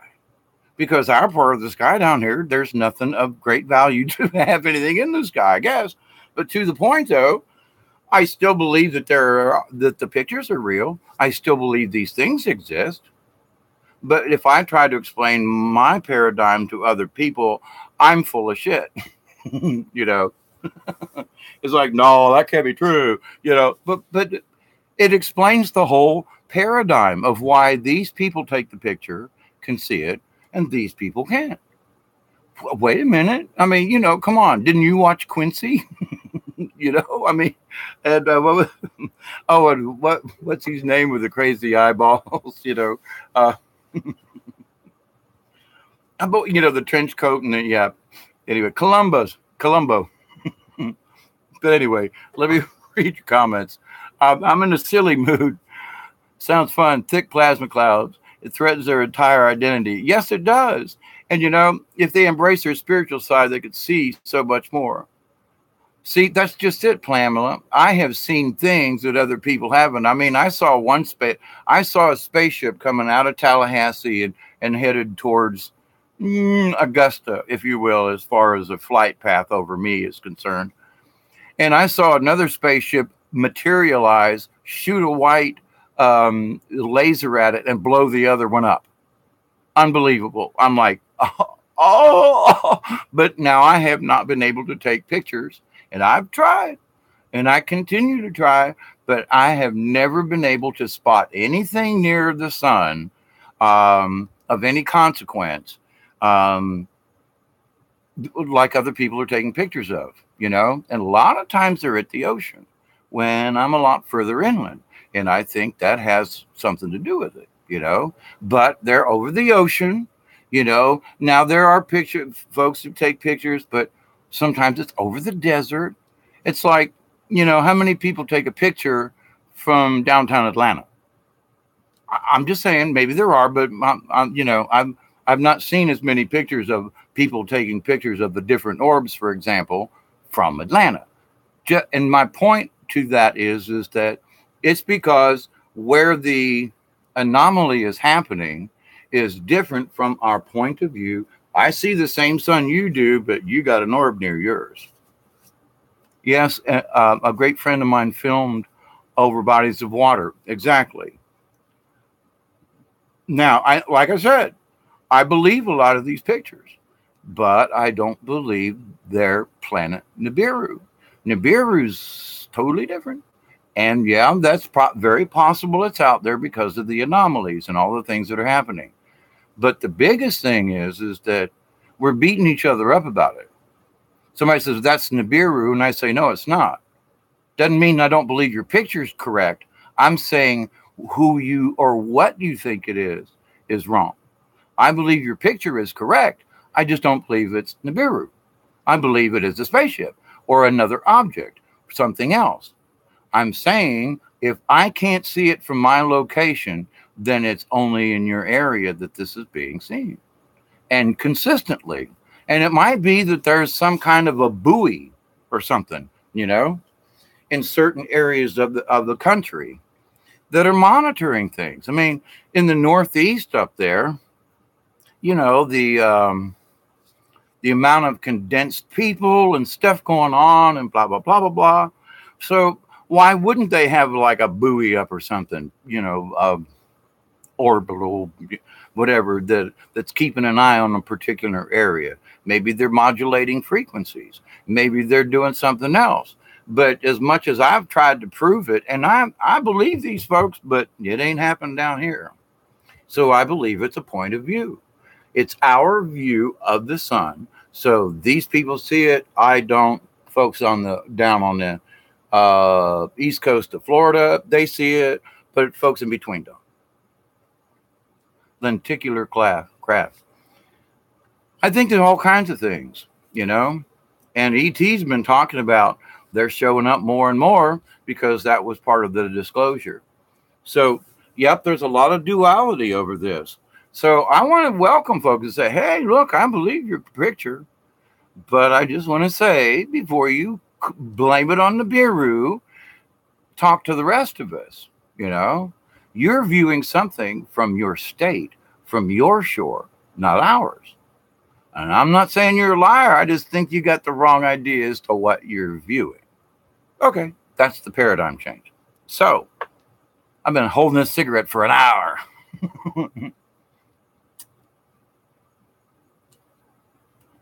So, Brian, are you still in there? I'm going to touch on something, then I gotta do a stand-up break and walk around. I realized that I was my worst enemy about hurting my back last week. I did like 8 or 9 hours almost straight between YouTube and Facebook and something else. I was like stuck. But anyway, humanity could not possibly know the name of what is coming. Well, you know what? I mean, even the ETs don't have a word for it. I mean, really, other than the event, or cosmic changes or something. But how do you describe something like what's going on? But I don't ever really look per se. You need at least 4 hours offline. Well, I realized the other day, especially when whoever that was on, who was giving me grief, and I let him give me grief. Oh, I was so ashamed of myself. I was like, man, you let that troll get to you. 2 for meditation, 2 for your bike. Yeah, I'm getting back on my bicycle again. It's a little too warm yet for me. I'm falling asleep. Good night, David. No. Good night, Brian. Call me tomorrow. Send me an email. Love you, my brother. The thing that came to me that it's weird how like I'm like, okay, Brian and I are going to talk about something, or like tonight, right now, like, okay, there's something I need to speak about, but I wasn't quite sure, like what. And so it came to me in that, people are discussing around the idea of this quantum radio station, as I like to call it. And they're looking for an explanation. And so if we call it a cosmic radio station or quantum place or whatever it is, if we can give folks a tangible 3D image of something that they might be able to think of in terms of that they can connect with. But so that was sort of the theme for tonight. But in my cosmic updates, and then I got a backup proof today, I guess. In that I'm going to use the Bible for a background kind of thing for a second. The prophets, and it might be that Jesus said it'd be easier for someone to, for a camel to pass through the eye of a needle than someone who's, okay, but you get the idea. So it's easier for, come to find out that the eye of a needle is actually a place that a camel can get through in the walls. It's like a back door to into the city of Jerusalem. And the idea was that they call it the eye of the needle because the way it was shaped, and that you could get a camel into the city once the gates were closed. But you're a librarian. Yeah, I guess I am too in a way.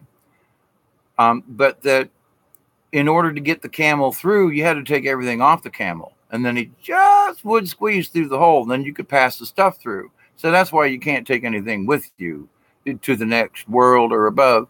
It's a higher frequency. Okay, so the reference to the eye of the needle back in the time of Jesus was that. And, oh, my God, that makes sense. So then a wealthy man to pass through the eye of a needle with all of his stuff, and it's like, oh, okay. All right, well, with that, if we're not of the right channel on the frequency, we're going to miss it. I mean, if you're on channel 10 and NBC's got the new roundup and it's on channel 12, you're never going to see it, even though it's playing. You're on the wrong channel. So folks who are trying to get their frequencies up and everything, it's like Just allow it to come. Yeah, I know that's easy. I've been doing this for 50 years, looking for this, right? So it's easy for me to say to just let it go, let it flow. But there are so many people who are worried. They worry themselves that they can't meditate, so they don't. And it's like, well, I can't make my mind go still. So don't. Let your mind run. If there are 400 ideas, then just pick one. Let the other ones go. And maybe that is your meditation. I know there have been times I can't clear my head. And so I focus on letting it go. Let the images go, because it might be that I'm overloaded and this stuff needs to play and it needs to go ahead and it needs to blah, blah, blah, blah, blah, blah. And then all of a sudden it's like, wow. But if I try to make that movie stop, I just can't, because I'm trying to interrupt the natural process of my own brain. So I continue to hear, well, there's too much noise in my head. Don't, then meditate on the noise. Oh, what do you mean? Well, as a machinist, a lot of machines, I mean, grinding machines, and they're all making noise. And it would bother me. And then I realized that if I, rather than block out the noise, that I would focus on a particular noise, I could drown the rest of the sounds of all the other machines out. Whoa, what a surprise to me. And that was like in 80, 82, 83, 84, back in there, when I was working in this machine shop. And so there was a lot of noise. And we wear earplugs, but even beside the machine, you still have this high-pitched whine. And that high pitch would drive me nuts. But when I listened to the chorus of the noise from the machine, I picked out a lower frequency from the chorus of the noise. And it's sort of like listening to, the church choir and someone singing soprano, alto, and so forth.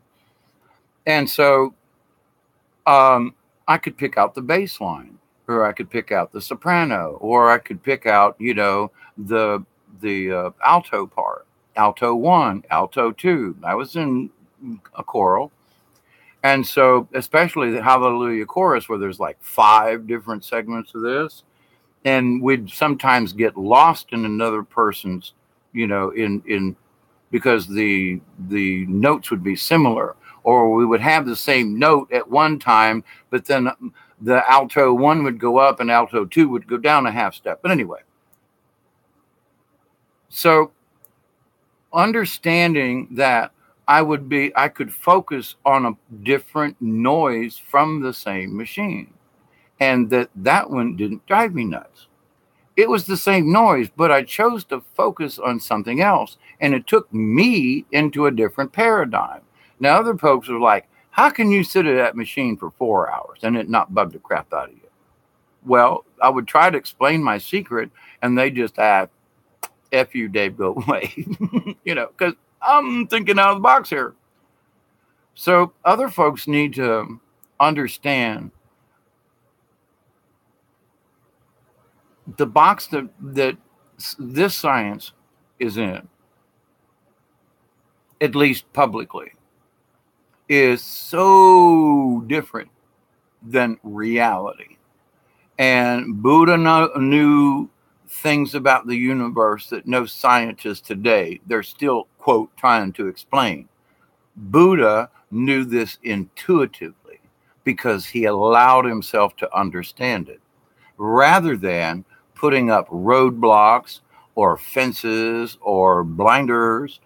He allowed himself to drop all things, and then nirvana is achieved. So the scientists are looking for all of these things when they're trying too hard. They've already proven that when they observe an experiment, their observation can change the outcome of the experiment. because different people in different parts of the world conduct the same experiment and they get slightly different results because they're observing it. Wow. Now, shouldn't that just kind of prove something right there to everybody in the science community? All right, Doug. You're looking at this from a point of view from down here in Colquitt, Georgia, and we're looking at this here thing, and it burns green a little on the red side. But them folk up north, them damn Yankees, man, I'm telling you what, they can't see the green in the color, and then, therefore they're telling us Southerners we're a bunch of dumb hicks when we know better. I mean, it's just like what? And the Northerners are going to be, well, them got dog, yeah, you're Southern rebels. They don't know their ass from a hole. Because people are from different places, they automatically put up a wall. They automatically put up a barrier. Automatically put up something. They add bias to their opinion. They add science to their opinion. They add whatever religion to their opinion. When I'm saying you learn more about the cosmos when you have no opinion at all, you allow the opinion. That's a deep one, ain't it? You allow the opinion.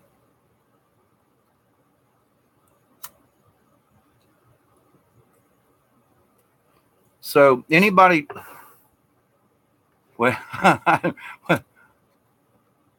organic, yeah, damn Yankees. Hey, look, I was born in Cincinnati, lived in Dayton, but I moved to the South when I was 7. So I've been a Southern boy ever since. But you know what though? Just about the damn Yankees. The times I've went back to Ohio, there are more stars and bars in Ohio than are in the state of Georgia. I swear to God, everywhere I went, all over southern, especially southern Ohio, all the bikers, everybody I bumped into, they all got stars and bars from the South. It's like, wait a minute now. I know I'm in southern Ohio, but what y'all got the stars and bars for? I mean, stars and bars, the old Confederate flag. But to the point, the folks in Ohio have more Confederate flags on their walls than the Confederates do, because down here, if you have a rebel flag on your wall, you're considered a freaking racist. But in Southern Ohio, it's okay for them to have it because they're in the North. It makes no sense to me. I just find it extremely humorous. But you see, it just goes to show you that the people that in Southern Ohio understand what the South, it might be 100 years later or more, but they understand the plight of the Southerners. They stood up for what they believed in, and it wasn't slavery, They were being told by the Northerners that they were going to have to learn how to live, blah, blah, blah, and they were going to follow. And they said, hang on. We don't have a cotton picker down here. We got a bunch of niggers down here to live on our plantations because there is no farm machinery. Invent a cotton picker and we'll free the slaves, And besides that, you all buttholes in the North can't grow cotton. Duh. So where are you going to get all your fabric from? The South. Cut their foot off to spite their nose. I mean, what? So this had nothing to do, well, it did have to do with slavery, but not what people think. It was much deeper than that. I mean, I'm related to Robert E. Lee, and I'm here to tell you the information stuff that I studied about R.E. He hated the fact that Lincoln put him in a spot to where he had to choose the Union over Virginia. And he said, I will fight for my Virginia. And then everybody said he was a damn traitor. Why? Because he fought for his own state? They come across the Potomac and invaded his land? And you want to say, well, wait a minute, he was a traitor. Why? Because the other side won? Would Lincoln be the traitor? Would Grant be the traitor if the South had won the war? You know what I'm saying? History's written by the guys who win. But to this point, though, it's all a matter of perspective, you know. The southern folks in southern Ohio understand what us southern folk believe in. Is it a matter of perception? Yeah. Is it a matter of where you live? Yeah. Southern Ohio, they realized a lot of things many years ago, and all of a sudden they start identifying with the plight of the South. Whoa, how about that? I'll be damned. And what's that got to do with the quantum? Why would the folks in Ohio be thinking about folks in the South and tradition and loyalty and, you know, self-preservation and somehow their brains got into the Akashic quantum? Because as a northerner, I've been in a lot of other northern states, and they're like, you know, freaking rebels. They still ain't worth nothing. There's still a bunch of damn hillbillies and swamp bumps down there. And I'm here to tell you, this bunch of rednecks down here, they some smart SOBs. You keep a farm tractor running with baling wire.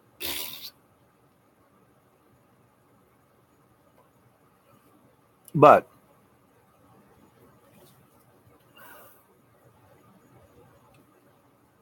when people are trying to meditate,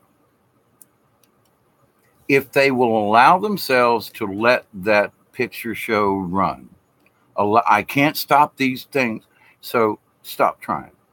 Let it run. If you see something, though, that goes by in your little mental thing, like, I think I want to focus on that, just say it out loud. I want to focus on that. You know, don't have to open your eyes, don't have to leave your spot, but just say, I want to focus on that. So instead of it going by so fast, then pick one. Maybe it's 3 or 4 items. Oh, I like that one. Well, that one there sucks, and let that one go by. I mean, I've had these things go by. We've all had them at a time or two or more. But for people who are like trying to calm it, but I can't find maybe you should let it run. Maybe at that time, it's important for your brain to run this series of things, like in a near-death experience where your life flashes before your eyes. And oh man, does that really happen? Holy crap. But to the point, though, if you allow it to go ahead and run, there's meditation in that. There's meditation in the confusion, which is really hard for a lot of people to figure out.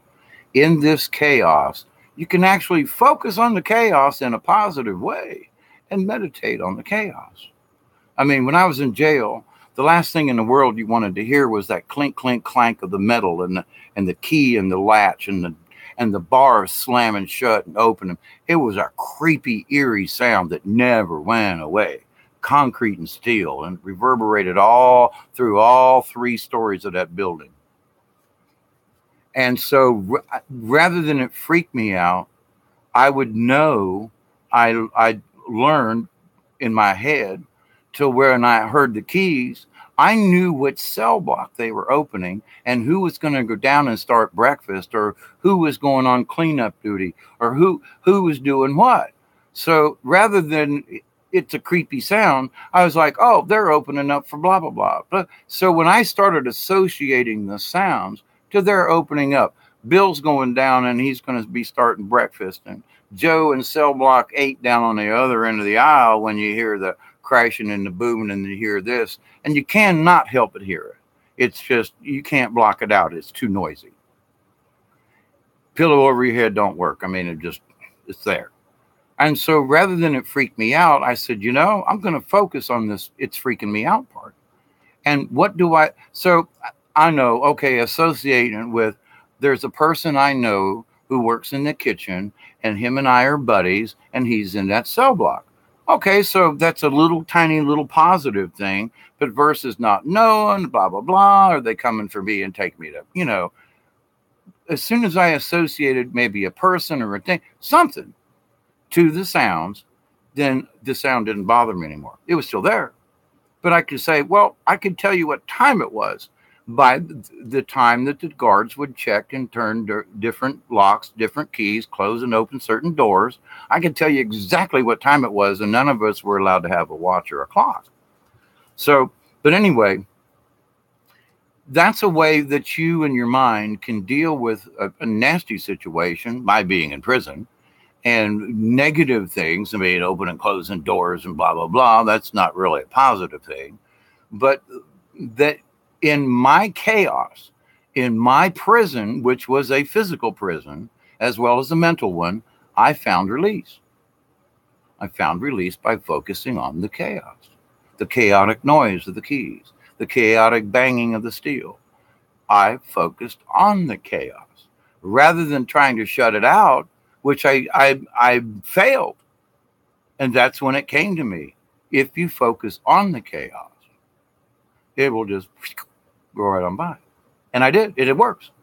So, and that was in 79.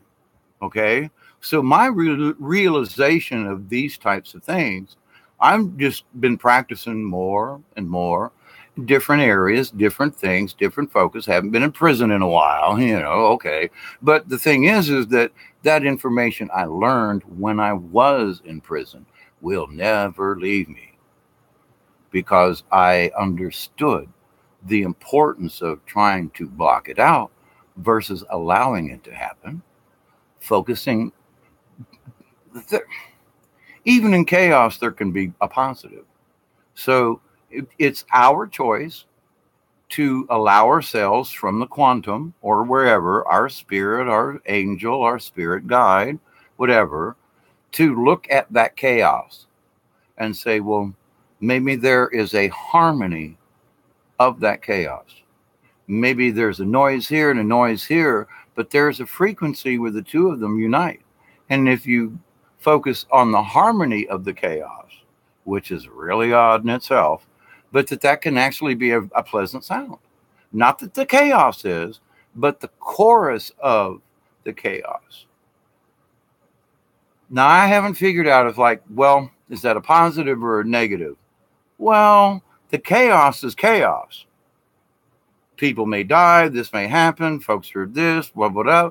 But if you focus on the chorus of it, and there is a different frequency involved, maybe it's that different frequency when we listen to it or focus to it that takes us out of the chaos.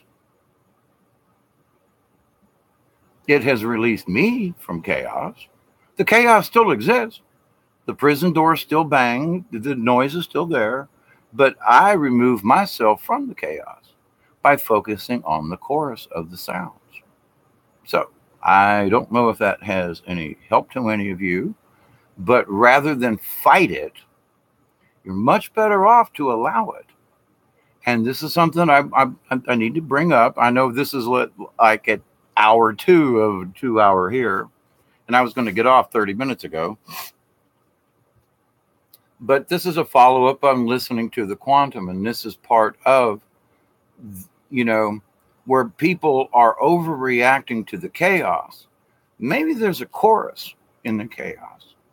And so, I look at the chaos and I see killing and me and the lies and the cheating, and I think to myself, holy crap, there's no way out of this. Well, see, I've already set up my own bias. I've set up my own thing because I'm not listening to the chorus of the chaos.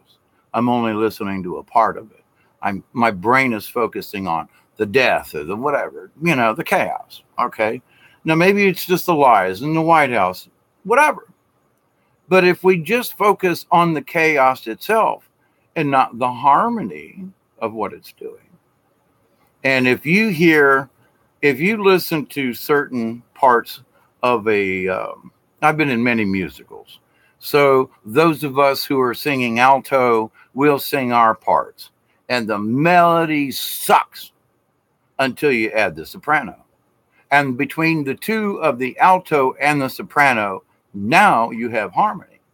The alto might be carrying most of the melody, but the alto is creating the harmony with the soprano and with the melody line. But if you listen to the bass line and you're going to go, well, that doesn't even fit with this song. But when you combine all of the three in harmony, each one of them are chaos in their own right, but the combining of them, there is a harmony and a choral sound that is pleasing. So in all this chaos, there is a positive. I know it's really weird to think about it, but it's there. And, let me come up and put Miss Pamela. I have got to move. My back is screaming. Um, Half of your information is not in the high school history books. That's true. Yeah. The stars and bars is just a flag, but it also is a representation of freedom for people. It's the struggle the South went through because they were oppressed. But I'm, being from the South and being around all these folks, and etc. Did you teach any of the other inmates this technique? Actually, I did. I had a couple of folks there that, I've stated this in the ghost story thing about the root doctor story. And, whoever was buying paperbacks for us back in 78 and 79, oh my God. I was reading about ley lines and stuff in 78 and 9. There are still people who don't understand about ley lines and things like that. Esoteric things, psychic discoveries behind the Iron Curtain, These were the books that I was getting while I was in jail. So we and a couple of the other inmates, they're obviously, what you reading there, Dave? We would discuss things. And so there were those who just did not give a rip about learning this kind of thing. But then there were those few who was like, I get this, or I'm thinking on a different level, but a lot of them were just like, yeah, that's interesting. Focus on the chaos. Well, it's the chorus of the chaos, not just the chaos, but yeah, if you focus on one part of the chaos, then you're missing the harmony. But and there's a lot of chaos. But anyway, so yes, Miss Pamela, you focus on the chaos, but you focus on the harmony of the chaos. Just making myself, chorus of the chaos. Okay, and then I read down further. I'm sorry. I should have read down further. Shame on me. Creating a 12D made me smile. It made me smile too. But I guess the thing is, now I'm going to mention this because this is what my conversation seems to be. I just want you to know this is sitting right beside me. I want you to know that's the hematite. And for right now, the hematite seems to be on my left arm for whatever reason. The naga that I have burned before I started is sitting right here beside me. So much love and deep respect and honor that you have sent me, my dear Miss Pamela. Thank you so much. I just let you know that I have these items right here. And the other two items are like right here. And I love this box, by the way. So all of the items that you sent me are, thank you, Miss Pamela. I love you too. These items are right here near me, have been right here near me since I opened them the other day. And I don't know how long they were in the mailbox, but it was okay. And I have a big mailbox, so it was stuffed in there. The box was slightly crushed. You almost hit me a tarot deck. If it's a clean deck, never been used. I used to, I still have them. Celtic runes. And I used to do rune readings for people back in the day. And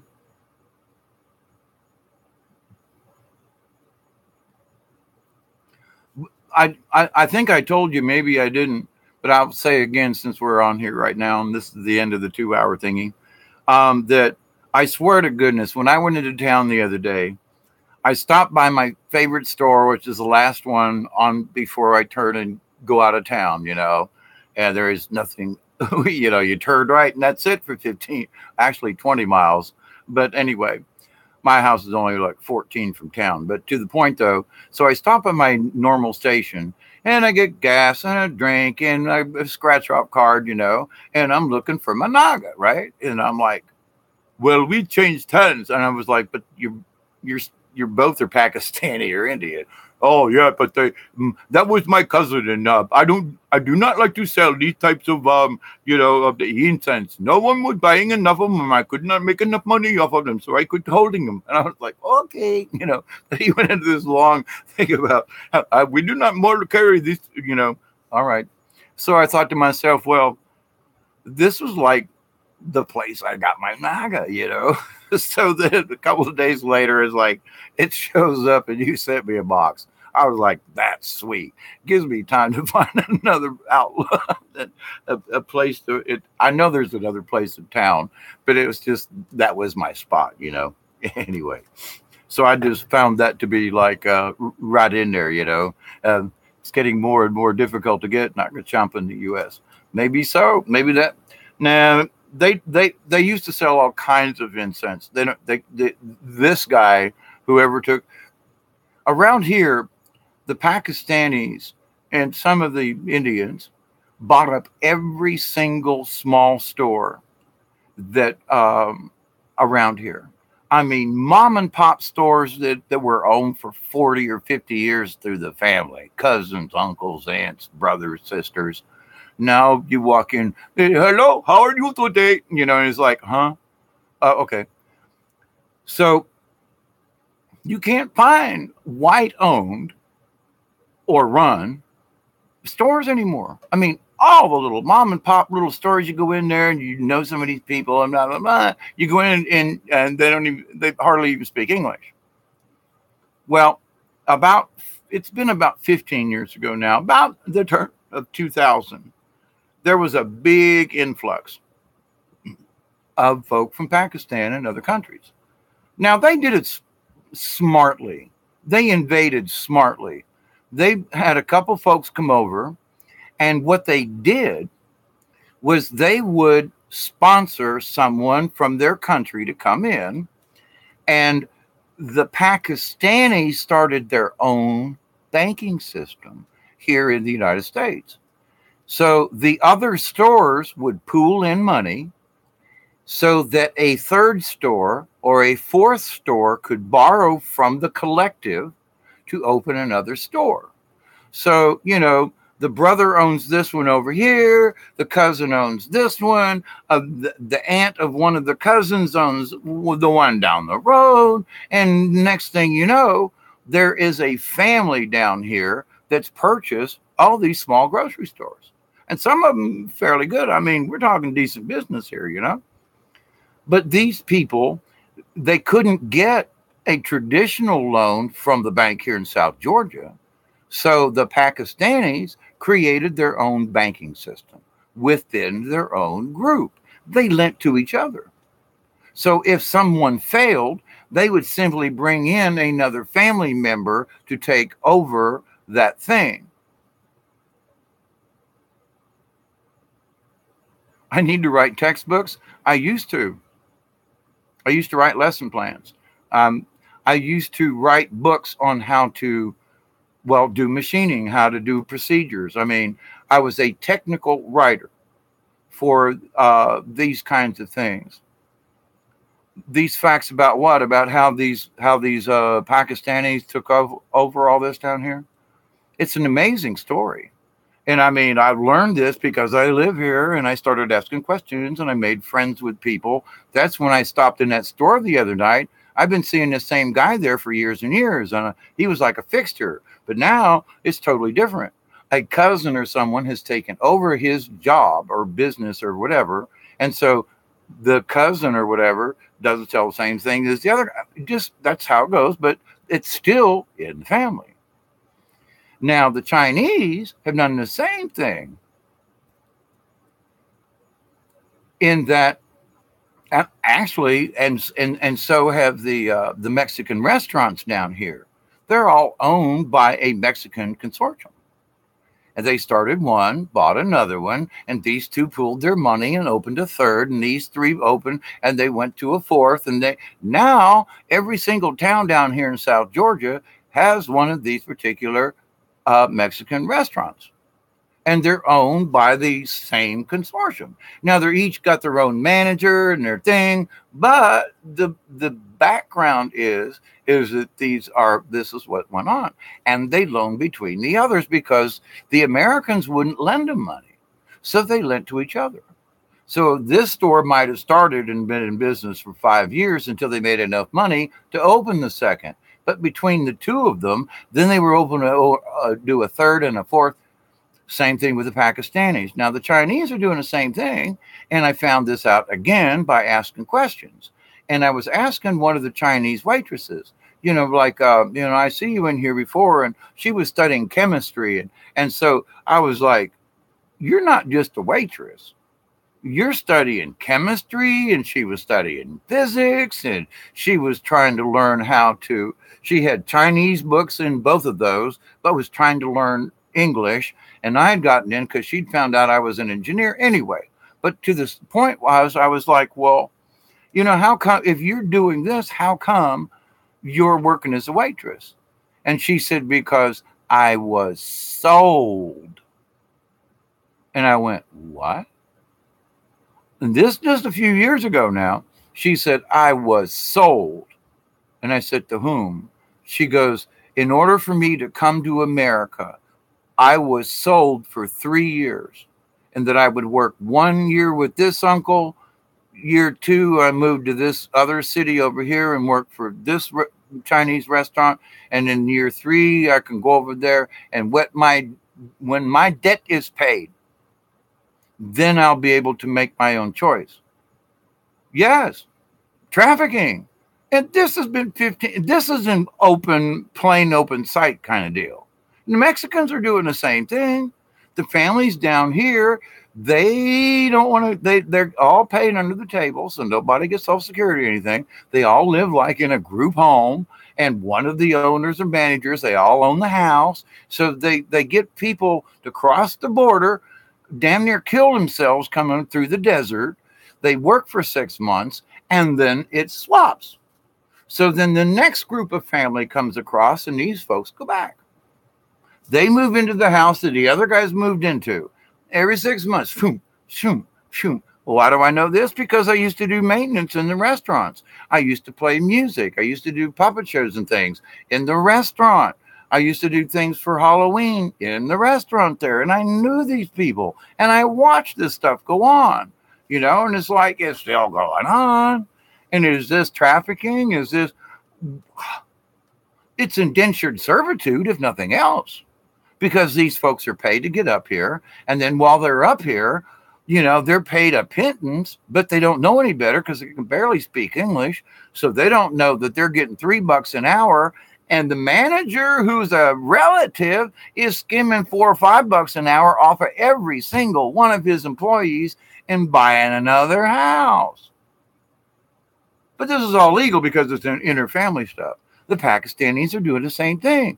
I go into a store that I regularly see, and all of a sudden there's 2 other people working in there. And it's like, and they'll be there for 4 or 5 months. They just disappear. They're not in another store. They're gone. Now, I don't mean that they're dead or whatever, but they have been moved to a different location. They're trafficking. Their whatever deal was they made, they have to go over here and work for Uncle Schmucky Schmuck in another town 30 or 40 miles away. Or maybe it's in another state. When I talked to that one lady years ago, and she was also a beautiful young woman also, but she was more beautiful up here because of the science and chemistry and stuff. But her spirituality, I was like, how can you justify this? How can you like give this up? And she said, because there are so many people trying to get here, trying to, not necessarily be American, but a different choice, that she was like, I saw no other way out. It was my only choice. I had no other choice in China. This was my only choice. So I agreed. Now, the manager, who couldn't speak English either, hardly, he reprimanded her because she would speak to me. And I mean, there wasn't anybody there. I'd go at the off times, go into the Chinese restaurant, eat the buffet, blah, blah, blah, and I'm just having little conversations over the period of like 2 months. I went in there one day and the manager said, "She no more here. She no more here. You go. She no more here." And I was like, what? I had actually had the audacity to say, "Are you allowed to date?" And that was that. She was gone. They moved her out of that store. And I didn't, I wasn't trying to be forward. I was asking questions. Are you allowed to date in your current like peripheral thingies? Well, yeah, maybe another month or two, I might have said, "Hey, how about I come over here when you're off work and we'll just sit here in the restaurant and talk." I mean, I knew she was going to be allowed to go anywhere, but I was trying to understand what their culture and what her situation was, and other people, because I've seen other people in and out of these restaurants, and and then I understand this trafficking thing, and they absolutely removed her from that store, and her time wasn't up because she told me I got 6 more months. I have 6 more months. It wasn't but 1 more month, and they pulled her out of that store because I asked if she could date. That's what I was told by another one of the waitresses, and I never went back into that store again. Their food wasn't that great, but they did have a good sesame chicken, though, I gotta say. I am a sucker for some really good sweet sesame chicken. Yeah, that's one of my. Whew. Yeah, she couldn't either recite, but the other thing is that even by her speaking to me, it was out of her indenture. She was breaking the rules by speaking to me. I have no idea she disappeared. And those folks wouldn't talk to me after that. I apparently pissed off some. And I mean, I was just as nice as I could be. "How are you today? What are you studying in college today?" I mean, nothing untoward, nothing. "Oh, you're beautiful." Everything was strictly academic. I have no idea. I couldn't. It was the excise. Couldn't understand it. It wasn't like her name was, Faye or something like easy to remember, like Evelyn or, but to that point though, folks are still in that now. That's been 15 or more years ago, Miss Pamela. But the incident is what was important. And the fact that people are indentured right now because they swung a deal. And I mean, I signed my name to stuff, and I've worked for companies, and in a lot of ways, I was an indentured servant. But I signed my name, and I agreed. She could have quit, but I don't know what they'd have done to her. Maybe they killed her. I mean, as the other thing I found out, and I knew about the Mexican situation as I was finding out about the Chinese indentured thing, as the same thing was going on at the exact same time period between 2000 and now, was that the Pakistanis and all the little stores are being bought. All this was happening simultaneously down here in the South. And so if something happened to one of the Mexican workers, you'd ask around, "What happened to Juan?" "I don't know, he left." "Where'd he go?" "I don't know, he left." "Well, did he go back to Mexico?" "I don't know, he left." "Well, same thing. Well, what happened to Marie?" "I don't know, she left." "But what did she leave? I don't know, she left." That's the answer. I don't know. She left. Same answer. I don't care if you ask the Pakistanis or the Chinese or the Mexicans. If you ask any one of them, what happened to Joe? What happened to her? What happened to him? Doesn't matter, him or her. I don't know. They just left. I don't know. They just left. That's the answer across the board to every one of them. And as a traveling puppeteer, I frequented some of these towns on a regular basis, and I would always go. If you pick a favorite store and you're friendly with folk and you go in, you have a rapport, I like that. So I would stop at the same store, but then people wouldn't be there. And a month later, I'd come back and do a puppet show in the same town, and all the clout, there wouldn't be anybody recognized in the same darn store. But same sign, same management, but all the people in the store were different. But all would be Pakistani, or all would be Chinese at the restaurant, or all would be Mexican, etc. And I get it, but I don't get it. They feel they have no other choice, and that is their choice. They've made their choice. I sign here, I come work 4 years, but then I wonder myself, do they ever make it free? I've never seen any of them, even my close friends at this one particular Mexican restaurant. I never saw Juan again. He went back to Mexico, was supposed to come back in 6 months, and never showed back up. But now the last time that he came across, the coyotes dumped him in the desert in New Mexico, and they got lost. His tennis shoes, it was so hot in the desert, his tennis shoes stuck to his feet. They had to cut his tennis shoes off his feet. One person died from their group, and he and I had been friends for a couple of years at this particular point. When he went back to Mexico, was supposed to come back, and then when he did, he couldn't walk for 2 weeks. The poor man was just unbelievable. And, so he was telling me, David, one of these days you come to Mexico back with me, and maybe, I get my citizenship. He was working so hard to get his green card, and then the government refused to give it to him. So I don't know. He went back to Mexico on his 6 months, I'll be back. And as far as I know, nobody heard of him from him again. Did he come try to make it back through the desert and didn't make it? Did he die in the desert, or did he just decide that it wasn't worth it again? I don't know. But the thing is, all his relatives, every time I went in there, hey, where's Juan? We don't know. He no come back. Well, yeah, but you got a cell phone. You got his freaking number. I know. I know hear from him. Well, yeah, but he's your cousin. I know. I don't know where Juan is.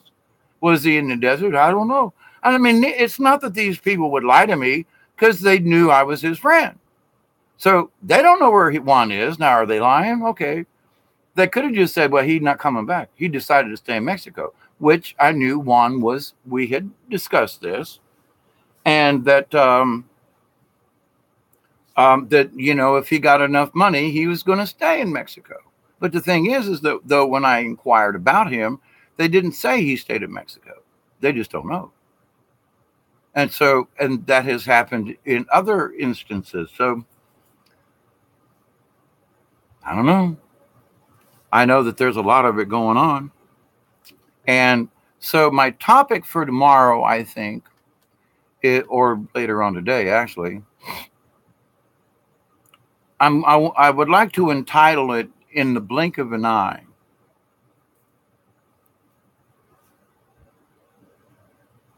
The physical is much too valuable. They shipped her to another location. Yep. Difficult for most to comprehend. These humans feel as if they have absolutely nothing to lose. Life is so precious. And what I learned from the Chinese, in a way, is that to be indentured is almost like a family tradition. That's how they got out of the situations. And it's like, okay, this is how you do it. And I don't agree with it. A lot of other people don't agree with it, but it's almost like a dadgum tradition for them. And it's like, well, okie dokie, if that's the way you look at it. But my subject for tomorrow or later today is In a Blink of an Eye. Now, the information that I've been getting from the cosmos is that when this energy comes through, that it can change us all that fast. Now, in watching Sirius B have that cosmic thing, and then this last week or so, there was another constellation, maybe Capella, but anyway, that they witnessed and photographed the a huge starburst come out of the solar system, and from the sun to the edge of the solar system took less than 15 seconds. Less than 15 seconds. From the initial burst of life, they could watch the wave come out like a ripples on a pond when you drop a pebble in. 15 seconds. The entire solar system had been hit by this wave. 15 seconds. So in the blink of an eye, if this happens to our sun and we get this pulse, 15 seconds will be from the sun to the outermost outer rims of our solar system, not the galaxy, but the solar system, which means that the amount of time it would take for the energy to go past the Earth would be in the blink of an eye. So how many times have we heard parables and things about our realities changing in the blink of an eye? And now they're saying that these cosmic things, that the solar system and the energy burst, now there are two different events within the last 6 months they have photographed that it happens just as quickly. Boom, out goes the energy. So in less than 30 seconds, from the center of the solar system to all points beyond, in a ripple effect, all these planets, anything in the way, has been affected by that burst of energy, whatever it may be. So my thinking is that that's an odd reality.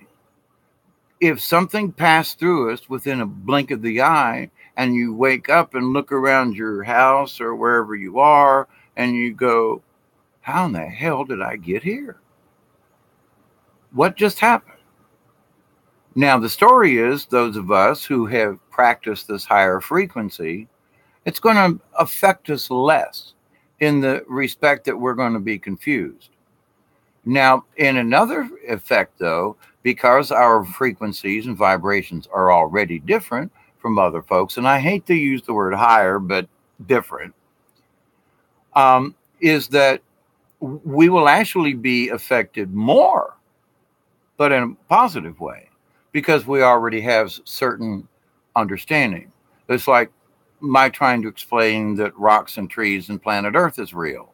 There's so many people that just think that's just bullwacky. And so they're going to have to start way, way back in kindergarten so they can get to understand certain basics. But there are lots of us who understand some of these certain basics.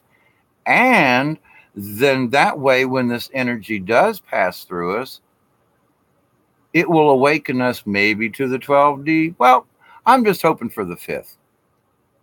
You know, I've already seen a lot of the 4th, and I'd like to skip the rest of it and go on to the 5th. Ooh. Oh, bless me. Sorry about that. Okay. It's been 2.5 hours. Miss Pamela, many hugs. I got meds I got to take. I got a tinkle I got to take. And if I don't walk around, I'm not going to be able to get up from this chair. So many hugs. My topic for discussion tomorrow with Milky Way, I think I'm going to do a little meditation on that this morning and see where that leads me as far as in the blink of an eye. What does that mean? So hugs to you. And I thank you. I will talk to you soon. Oh, wait, let me read this before I go. My nose is red. Oh, that's gross. I hate that when that happens.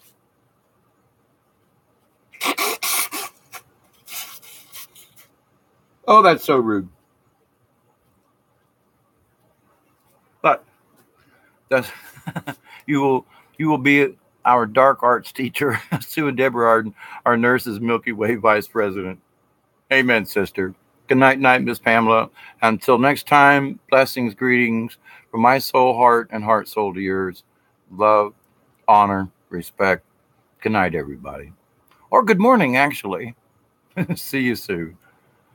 We're out of here. 3, 2, and 1.